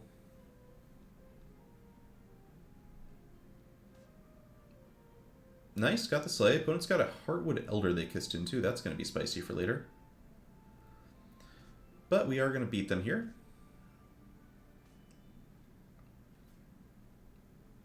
Okay. So lots of random things are happening. I would like to at some point hit an extra level up spell with Loki. Loki hitting a free roll to deny Lucky is what I deserved. Okay. Well, we can triple egg. We're up against Pants, so I don't know that we're going to... I guess I'd pay 4 for a treasure, and maybe we can just play the egg. See what happens. Oh wait, Easter egg actually does something now. I forgot that Easter egg does something. Alright, we're definitely taking Easter egg. And maybe just roll for a triple here. Hey! Great. Hermes Boots Bounty Board is interesting with all the Slay that I'm trying to do. Hermes Boots is also interesting with Slay. Let's Bounty Board. And I guess we're playing the egg over something. What are the odds Pants can kill a 17-17? Hopefully low. I'm just going to assume the odds are low. Now if we can triple these Kitty Cut Purses, they actually get to stay on the board for a while, which is exciting. We should have switched the Assassin and the Egg, of course. I'm playing pretty loose at this point in the game. Uh-oh. Oh, crap. They were going to kill the shit out of my egg. Oh my god, they're really strong. Are they going to kill my egg? They might not kill my egg. Ugh. Fuck. Fuck! My egg! No, all the hits were so bad and we got so punished for the Shadow Assassin being out of position. Dear God, what a massacre. Oh man, I think I take this because it's going to be huge once we triple it.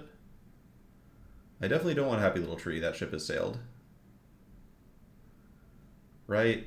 This has been leveling up for a bit. I still think we're off of that. Crafty's just big. I kind of could use some spiritual healing here. Vampire is okay with Shadow Assassin stuff, but it's already a little late for that. I think I just want to try and triple this Cut Purse. Or we could triple Shadow Assassin. That's not bad either. Maybe I'm just getting off of the cats here. Yeah, I could see getting off of the cats. Yeah, Bounty Board? Maybe I shouldn't be getting off the cats. Oh, I could take Evil Witch. I'm supposed to free a Shadow Assassin and just take the Wicked Witch and try to... That doesn't even help, though. It's not even better. It's like a little better as a unit, but it's kind of weak overall. Crap.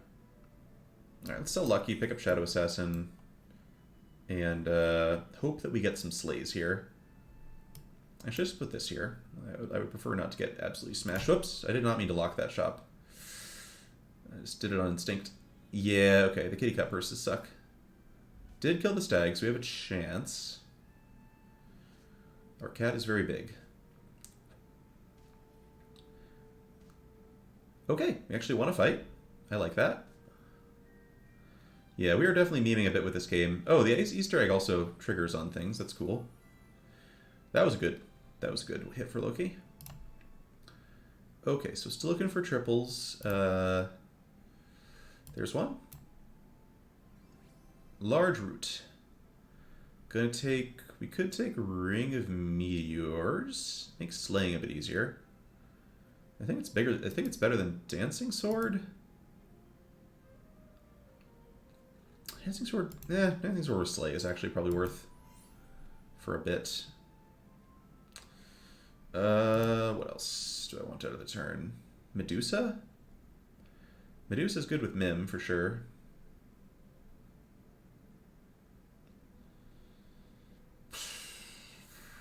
Yeah. How are we going to trigger these Shadow Assassins? I need to be playing kitties. Alright, I think we spin again and hope to hit like a kitty or a Chupacabra. No luck. Here's another Vampire, which I'm still not going to play. Maybe I do have to play Vampire at this point. God, I think I have to play Vampire at this point. It's not a bad size. It's capable of slaying. I think we put it here to give it some more toughness. I don't know. This is a really awkward game. We obviously don't want to be Slay pretty much ever, and we are now Slay. But if we can get the Slay off this turn with Vampire, which looks...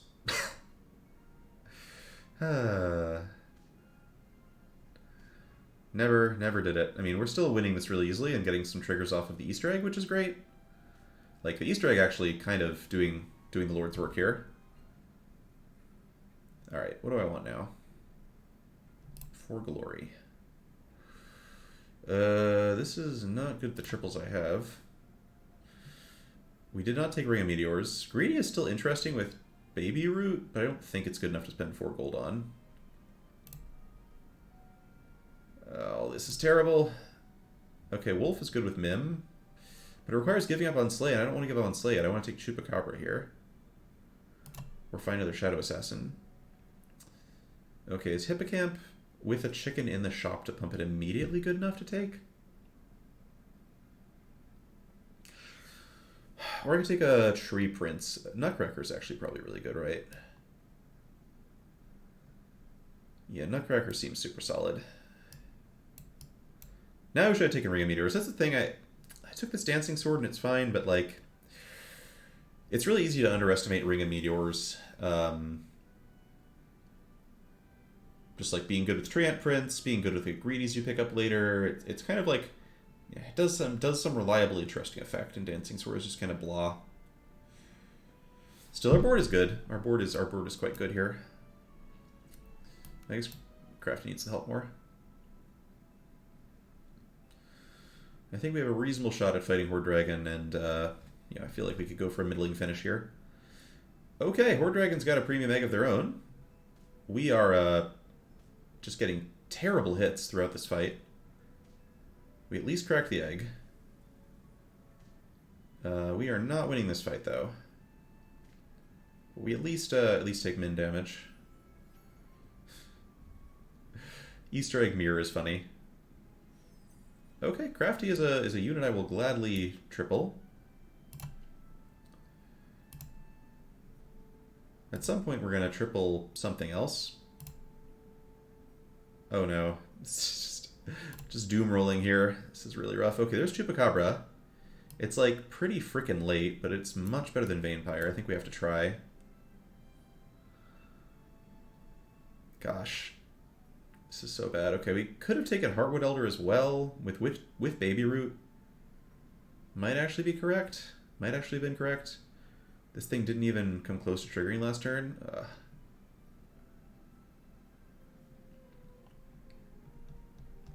Yes, Genesis, you also have a good point about the ring there. All right, well, yeah.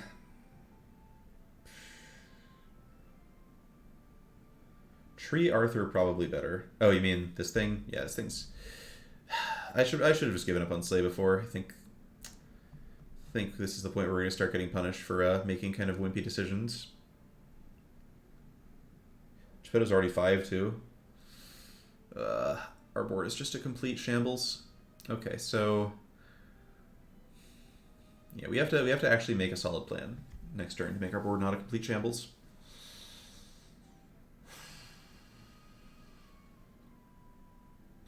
Yeah, if we just hadn't had our egg cracked that turn, things could have been so much nicer. Ouch.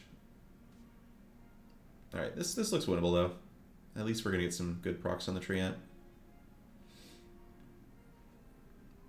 And we get some money off of the bounty board that we hadn't yet triggered.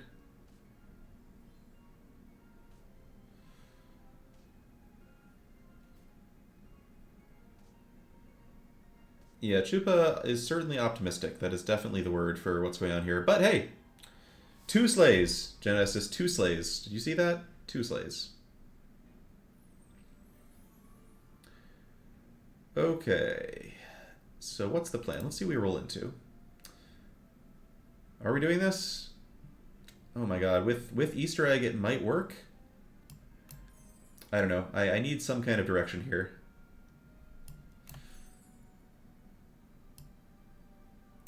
One, 2,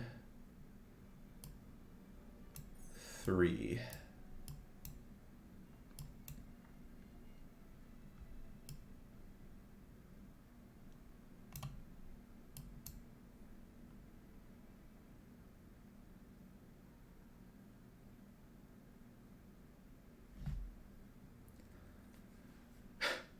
Okay, so I don't know what it is about the expression dealing with their age is just a really funny one to me. Alright, so we're up against... Alright, back against Sadrak again. So they've chosen to play Slay. They were born to it. We, whatever the Bane quote is. We've chosen to adopt the Slay, but they were born into it and molded by it. So we could be in trouble. Shmi, what is 1 gold? Oh, do we have gold left? Oh, I totally missed that we even had gold left. They seem to be having a better time than we are. Okay, that was good. That was bad. That was good. Okay, this is nice. Some units. Alright, we get bounty board triggers off of that, hilariously.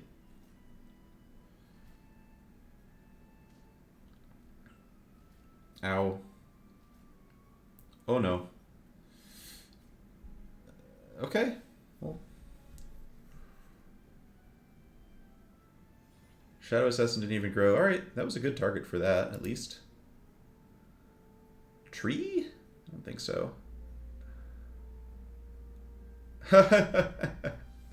Yeah, Geneticist, you're where's your sense of possibility? Alright. Do I just have to get rid of Crafty to make room for this Baba? Yeah, I think Crafty is getting close to not really cutting it anymore.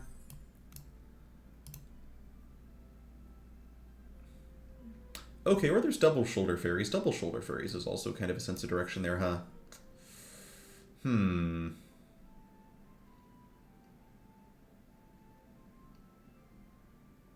They are not a bad size.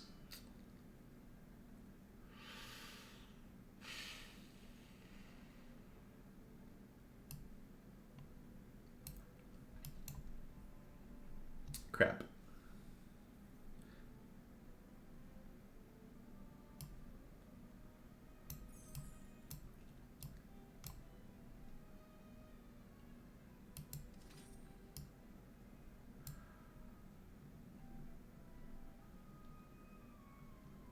It's a 20 toughness Buford Carl. I believe in the Nutcracker.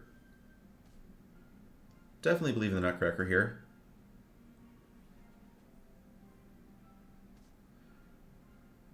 I believe in Siren too, for that matter. Come on, Nutcracker. Oh no. I'm starting to believe less in Nutcracker now. No! No! Alright. I believe we may no longer be believing in Nutcracker. Ow. Ow. Not good, not good. I mean, the Nutcracker is a totally fine unit depending on what else you're doing. I believe it's going to have to get cut now. We're going to have to dig for some 5 drops that I can triple. 5 drops that I can triple. There we go. Alright, going to go ahead and take a nice Ambrosia for some insta stats over the Dancing Sword. Any more triples, please? We could make 1 more happen here. Nope. Nope. Nope. Okay.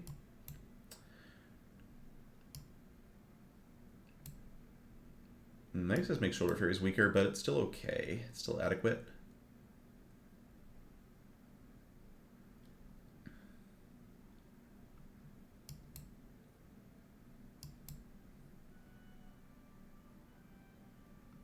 This should be the arrangement. Yeah. Well, Pants, I could imagine Pants being pretty weak to Siren. I'm hoping Pants is really weak to Siren, because if Pants isn't weak to Siren, we're dead. But my other hope is that we can maybe have these people lose before we lose, which is another option. Okay, that's it. Wow. All right, Pants does not look super strong. Pants does not look particularly strong. The Shadow Assassin's really scary, but we get to start attacking the back row. Never mind.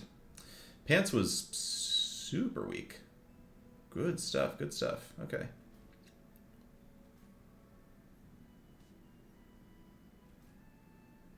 Excellent. And we get the 3 gold. And the Easter egg keeps going off. And somebody else lost. And we are up against the big bad wolf now. Uh-oh. That's an Echowood, though. Take Echowood and Oni King. It's the perfect combination.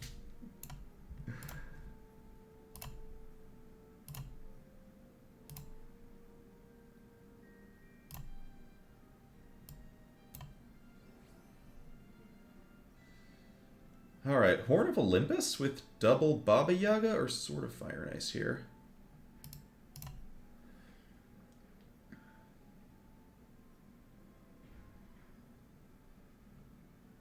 Saber? I think it's Saber here. I don't think we're going to be able to hold on to the Horn forever. Take out Bounty Board now. Throw in Echo Wood. Yeah, Saber's really strong for sure. Okay, we need a big good unit at some point that's like bigger than this Baby Root. This Baby Root's kind of terrible at this point. Chupa also, I think, comes out for Wizard's Familiar just in the interest of, like, not dying.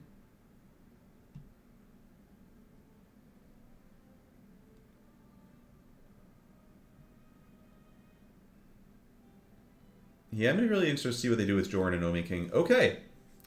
Our opponent is doing this, and it, well, I don't know what to think exactly.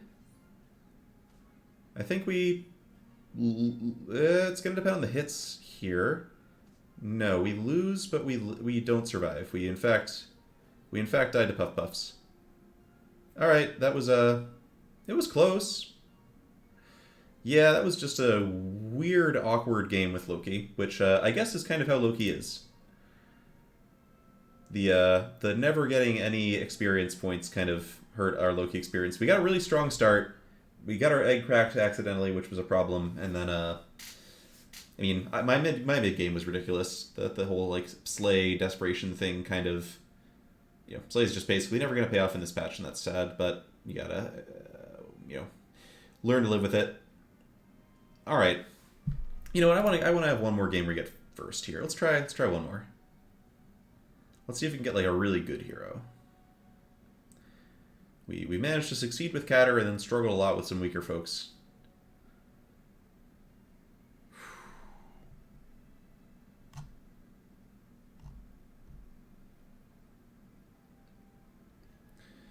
Okay, Catter again, Horde Dragon, Fallen Angel. I think Fallen Angel and Catter are like fairly close. Horde Dragon's fun. Let's take Horde Dragon. Horde Dragon's a lot of fun. I think it's weaker than Catter by a bit, but it's not that far off. And it does some spicy stuff. So on turn 1 here, my main goal with Dragon is to get a Cinderella as fast as possible. So let's see if we can roll into a Cinderella. We did not roll into a Cinderella. We did roll into a pair, though. So with Horde Dragon, you got to prioritize your pairs. We're just going to take this.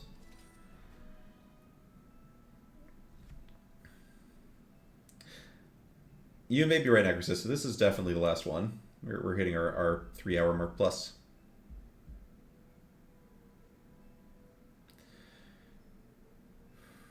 Okay, starting out against Skip is always good.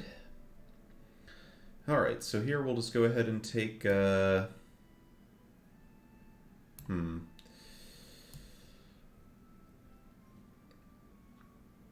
guess this is going to be Cat Magic Research, which gives us a chance of actually winning the fight if our opponent has 2 units.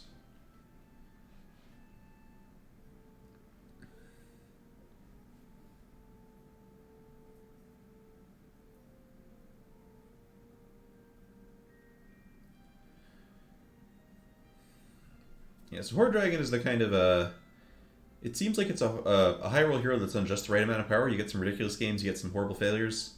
It's right up there. A speech I made earlier that I never finished was talking a little bit about how to make the game feel less high rolly. I think you could get a lot done by just letting some of the kind of consistent characters scale up in some fashion. For example,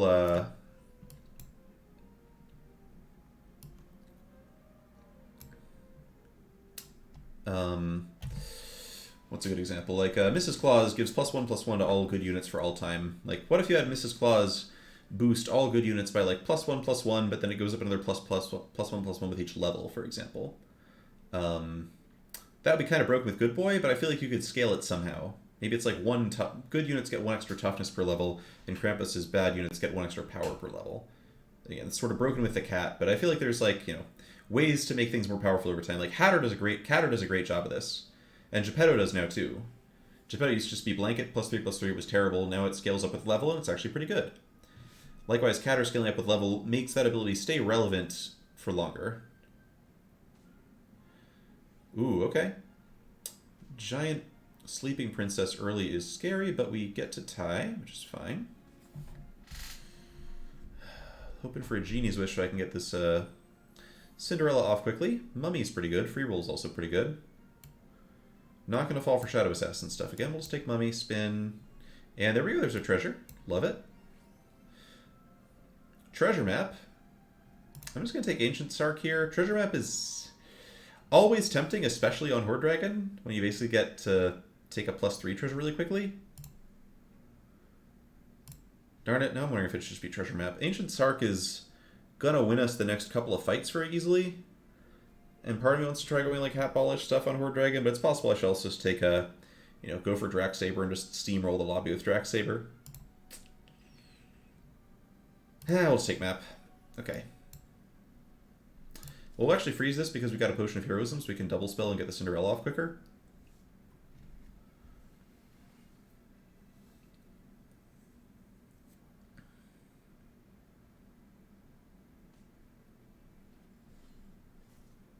Wow. Alright, hit the one thing we couldn't kill with Mummy. That's unlucky.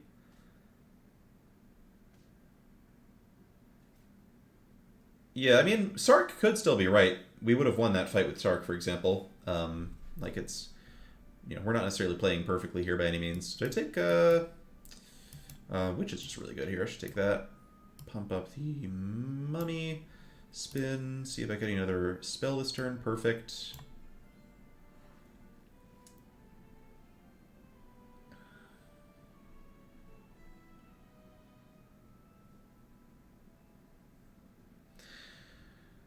Okay, decent board for fighting Apocalypse, hopefully.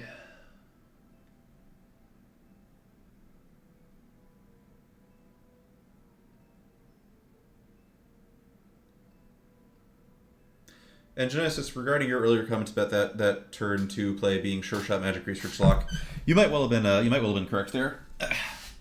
I think with a 3/2 cat in front of a Minotaur, you're likely enough to beat a turn 2 Celestial Tiger. That our play was it was competitive. It was close.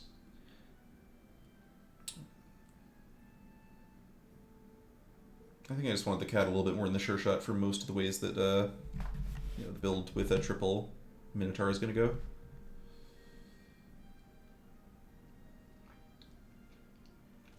Okay, the dragon here is a little unfortunate.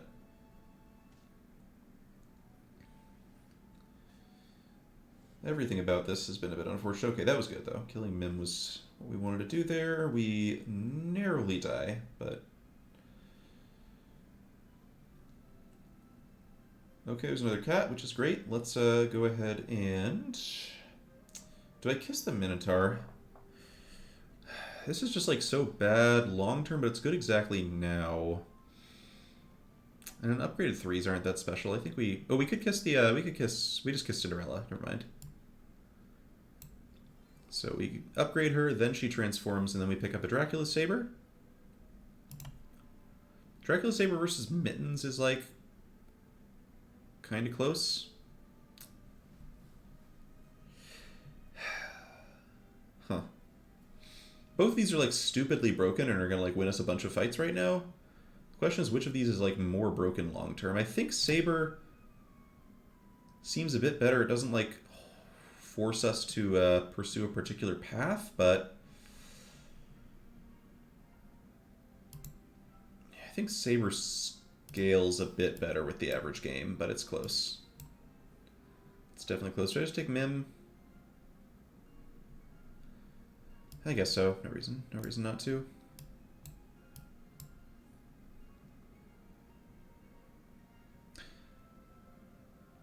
And yeah, Genesis, like the Mittens staying on our board for later. I mean, there's going to be like one angry player in the average lobby. One problem with Sabers, our units aren't that high toughness. The extra toughness doesn't actually help that much, but I still think we're in fairly good shape here. Oh, yeah, we're not going to lose this one. It's close, but we did handle them just fine. Question is, like, what are we doing now that we have the Saber? Like, how are we trying to break things? I guess we're just using our safe position to try and pick up triples. Okay, Hippocamp is really good, and we got double cat already on 4-0. I think we just Hippocamp. It's not evil, of course, but that's fine. Not super interested in Medusa. Like, we don't really need... We're not going to have any trouble winning fights. So that's not the thing. Blind Mouse is, like, mildly interesting in Horde Dragon, but it's our first one, so I'm not that interested. Nutcracker seems really good. Let's fill this in. Let's cut the random witch here. Fill in Nutcracker here. Hippocamp here. Actually, I guess witch is better than the Minotaur. Alright, so goal here is we just... Goal here is we start off by like killing a couple of units, get the Nutcracker a little bigger, and then get a level 5 treasure off it. This seems like about the right arrangement of things. This cat... Okay, it's a better balance.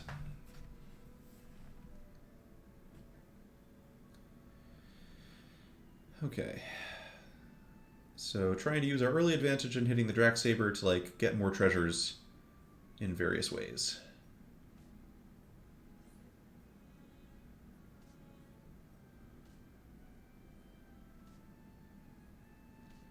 Question is, will our Treant Prince actually get to attack? It gets to attack one time. Okay. We're getting there slowly.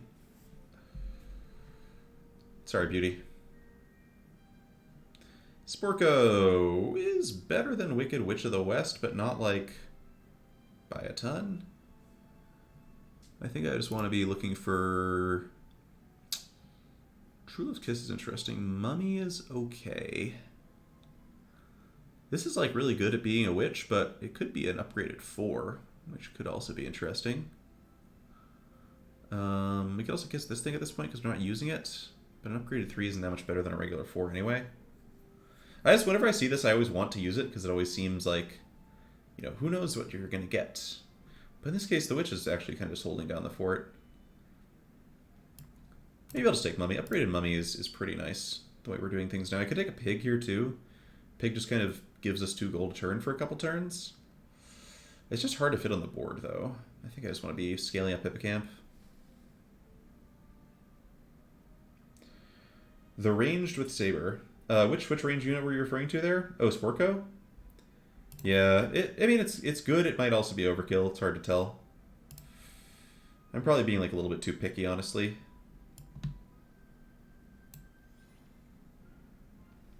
Pump up the Mummy, make it a little bit easier for it to get like a double kill early with Saber.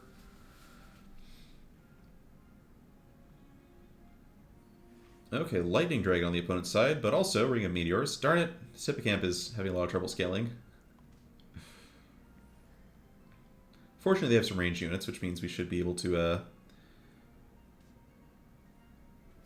get one more proc here. No! Hippocamp, this Nutcracker. This Nutcracker. Alright, I'm going to take this just to proc the Nutcracker faster. Cool. Fool's Gold seems amazing. It's really good on Horde Dragon. We're just trying to like buy units and you don't really care as much about spells. Now do we take Sporko?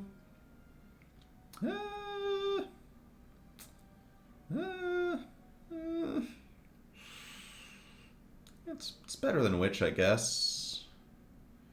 I'm about to be level 5. There's a part of me that just wants to like take some 2-drops and have a bunch of gold for level 5 and try to get to like level 6 treasures faster.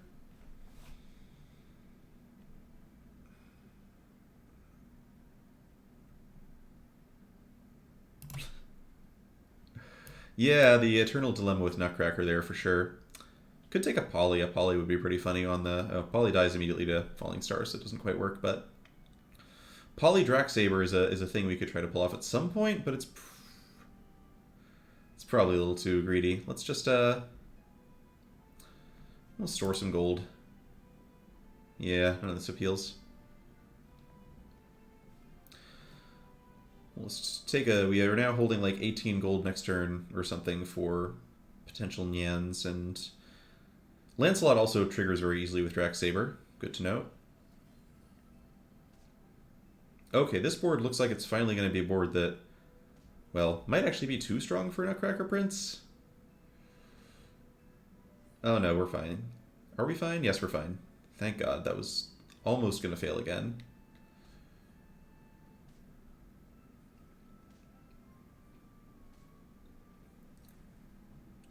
Cool. And we're sort of like, can kind of go in any direction from here.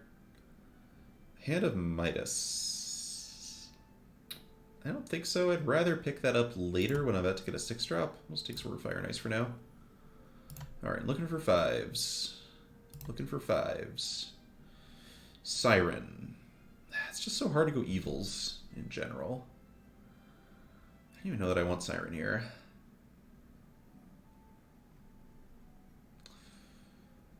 It's a 5. That's probably fine.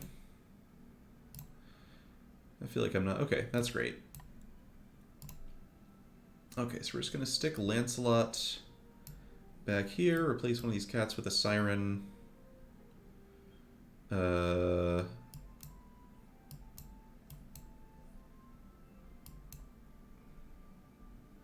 Yeah, this should proc pretty quickly.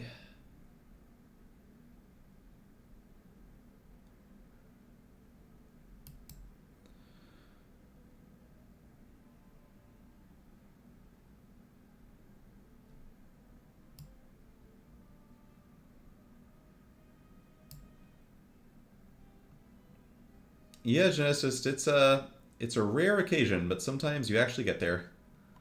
So we're just gonna have our 6-drop treasure this turn. Yeah, not even close to being close. The real question is, okay, great, they even killed our cat. Nice. Okay, one turn treasure. Ivory Owl over Sword of Fire and Ice here, I think. We're keeping the Fool's Gold because we do want to be getting level 7 treasures on the regular. A kitty! There's no level 3s I actually want, though. I shouldn't be buying this kitty. I will always buy chickens, though. With Hippo out. I don't know what I'm actually doing with this Hippo. It might just be completely unnecessary. Like, we're kind of just doing whatever we want here. Could just run it right back on the sleigh train. I mean, with Ivory Owl, we can probably get away with Baba Yaga. Oh, I guess it was a free kitty, right? We'll take the kitty next time we see it. Alright, should I be taking Baba Yagas and just doing that again?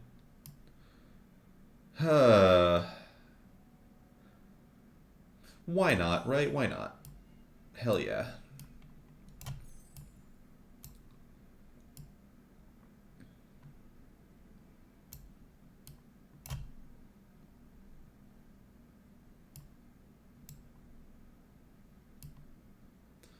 What are we doing again? I don't even know. Spin, freeze, sell, buy, or free cats. But we got an yen, so that's good.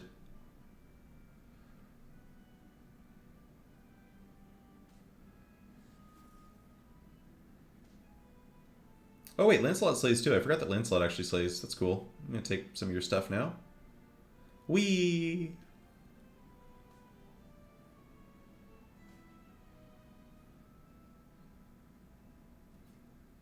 Oh hey Keith, I've seen you in a bunch of in my lobbies, coincidentally.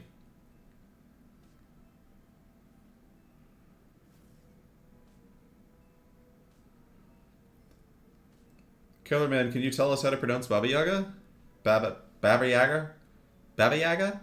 Is it actually Baba Yaga? Alright. Should I be getting rid of Draxsaber? We still have a cat. We could just play the Arc over Draxsaber. That's probably better, right? We have the Minotaur as well. We need a 6-drop, I guess? I feel like we can probably afford to go a turn without having the Draxsaber in play. Baba Yaga? Baba Yaga. Alright. We could also, I was gonna say we could have taken the whatchamacallit? The Evil Eye, but we're not actually scaling any of our sleigh units right now. So it's, except for, I guess, Lancelot, which would have been funny. But anyway, I digress. So we don't really need other level 6 treasures. I think we have, like, a pretty good complement of them. Hippocamp's level 5, which doesn't even seem helpful. I'm not doing Hippocamp at this point. I guess I could just take taking Baba Yagas. Baba Yaga, Yuga Yaga, Baba, Baba Ya, Baba Ya? Whatever.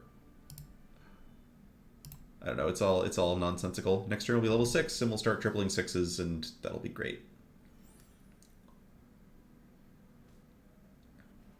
I should technically be probably centering Lancelot more than this. Whatever. Hey, I'll take some. Yep. Yeah, this is very silly. This is great. This reminds me of old school Slay. I guess we should probably have tried to pick up a Shadow Assassin somewhere. Actually, wait, they have an Oni King? Hold on. Hold the phone. Okay, we're fine. Are we fine? We're fine.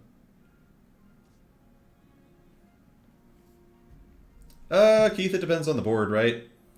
Also, I'm not really used to playing Siren in any capacity here, so who knows what's going on. Alright, Oni King it is. We now get to use the Arc, which is great. So we just go King, this thing, and is that arcing us? Wait, we still need a 4? Oh, wait, we have 5, 5, shoot, we still need a 4. Okay, I wasn't sure, Alright, we're not doing Hippocamp things anymore, by the way. We're ignoring that. Do I take Nyans? I just want 6s. Specifically, I want Oni King, I guess? Which is a weird thing to say, and Yorm? Could take Shoulder Fairies. No, no, no, no. We're not doing that. We're doing Slay. We're having fun here. The game decided to give us the right combination of things so that we could have fun. It's a lot of Nyans. Maybe I should be taking some Nyans. I don't know. Anyway, we're not arcing correctly, so I guess I need to put this in over Siren, so now we can arc correctly, and we should do that. Okay. We should do that, I guess. Okay, so Mummy gets big.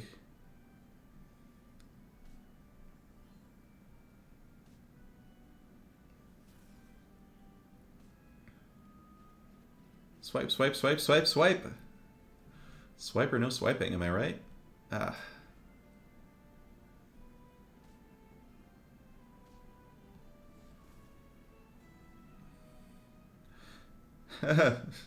Well, we don't really need Siren, Leonora. We gotta scale this Lancelot for the late game, you know?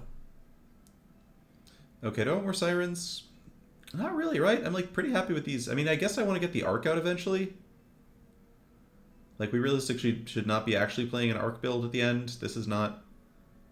Well, it's a good size, actually. Maybe you could just be playing an Arc build at the end. Like, can I actually transition? Do I need to transition to a late game comp? That's my question. I'm kind of hoping the answer is no. There's Oni King, and there's Pump King as well. I guess realistically I should be taking Pump King. What level 7 treasure am I even looking for? I don't know. Yeah, Cat's better with Arc, I guess. We can find a Cat later if we want one.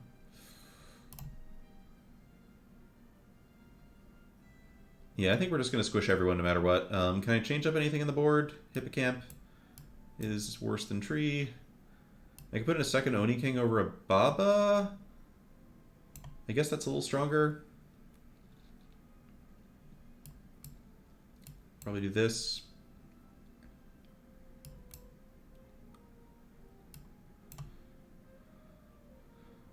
Magic would be okay. I mean, Holy Grail's the fun one, because then we can get all the other level 7 treasures. Ooh, Oni King. Cute. Mine. Yeah, that's a big Lancelot. Oh, our opponents also... I just realized our opponents just also Slay, and they just told us 2 Lancelots. Wait, are we dead? Wait, we might be dead. Hold on. Uh-oh. Wait a minute. That wasn't supposed to happen. None of this was supposed to happen. What the hell, Mordred? Alright, we gotta take this game more seriously. They also had Hatball. Alright. So in the department of taking things seriously, I'm probably supposed to go trees now. Right. Let's get Holy Grail first, and then we'll go trees from there. That was a Yorm? Am I supposed to be taking Yorms? No, I'm not supposed to be taking Yorms. What am I talking about? It's fucking Yorm. There we go. Okay. So, we're gonna want... Shit, that's not Holy Grail. Alright, we want Round Table, I guess? Alright, time to transition to Round Table trees real quick. Round Table over Arc is gonna have to be the pick.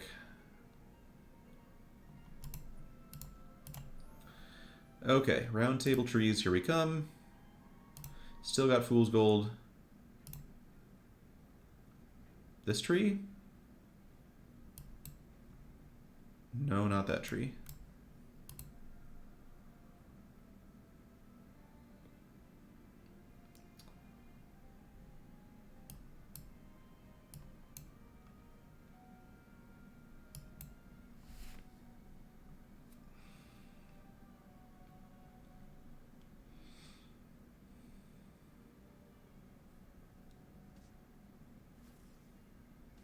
Yeah, so the actual like most win like the winningest line we could have gone for here would have been once we realized that we had like the Drac Saber and we were just going to be able to do whatever we want and run over the whole lobby, we should obviously have just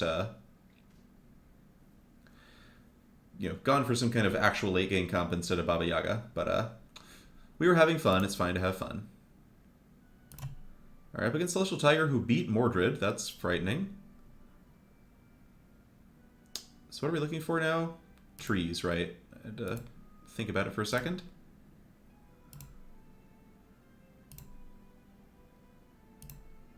Shoulder Fairies. I guess I'm glad we've had this Hippocamp the whole time. This might actually come in handy.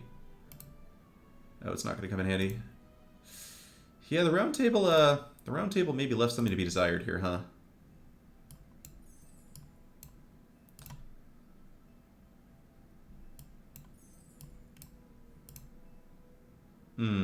Okay. Grumblegore plays. We're no longer doing arc stuff, so we should in fact be taking real units such as Grumblegore.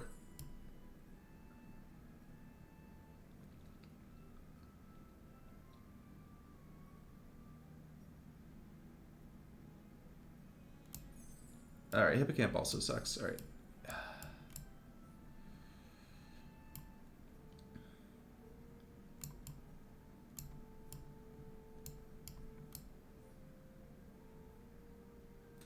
This still seems pretty good. We'll see what Tiger's on, though. Okay, Tiger is on trees. This is going to be tight. That's a good start for them. But this is pretty good for us, too. Ooh, okay, good mummy hit. And Lancelot, oh, Lancelot just ever so slightly living that hit is great, too. Okay. Yeah, we're fine.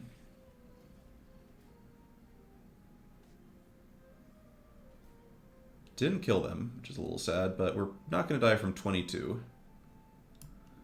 And let's find another level 7 treasure. How about that?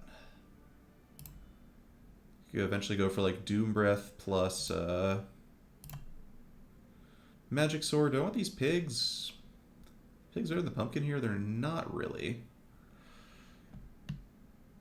They're better than Are they even better than Mummy? No, Mummy's a monster. They're not even better than Mummy necessarily, I don't think. Still not taking Baba Yaga. Echowood. Alright, realistically, round table trees, I should in fact be taking Echowood. Or not round table, but like Echowood's just gonna be nuts here. Right. How good is Echowood actually gonna be? How much power and toughness is it gaining? Like 5. I guess it's only gaining toughness, not power here, really. Alright. Yeah, we'll just finish off with the pumpkin stuff here as best we can. Rank 10 deck list. Yeah, realistically, I just panicked a bit. We're not ever going trees. It's true. It's sadly true. Yeah, I don't know what's going to happen here. I think we're probably going to lose to Mordred again, but why do they have Yorm? Oh, because it just works? Of course it does. Okay. Alright. Well, Lancelot's been scaling very nicely. Let's see what we can kill with this. Good. Okay, we got a kill. Weird freaking game ahead of us here. They took a monster book. I hate it. Permastats is nice. Ouch. Doesn't kill. Okay. Okay, they get a cat. Sad. No. Okay. Wait. Hey, got him. That was a real shit show of a battle. Whew.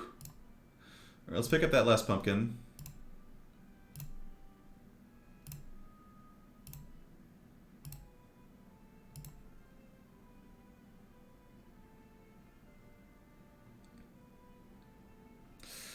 Ah, the things that could have been.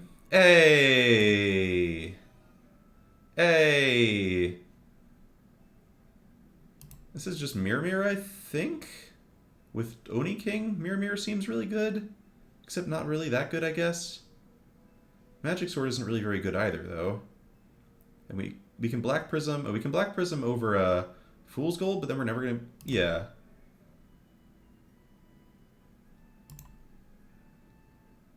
I guess we take Magic Sword over Fool's Gold now? I don't know.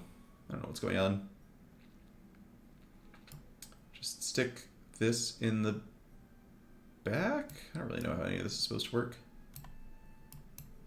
I don't know what's going on. We're just doing stuff at random, sticking the pumpkin in the back and assuming it's going to be enough to win.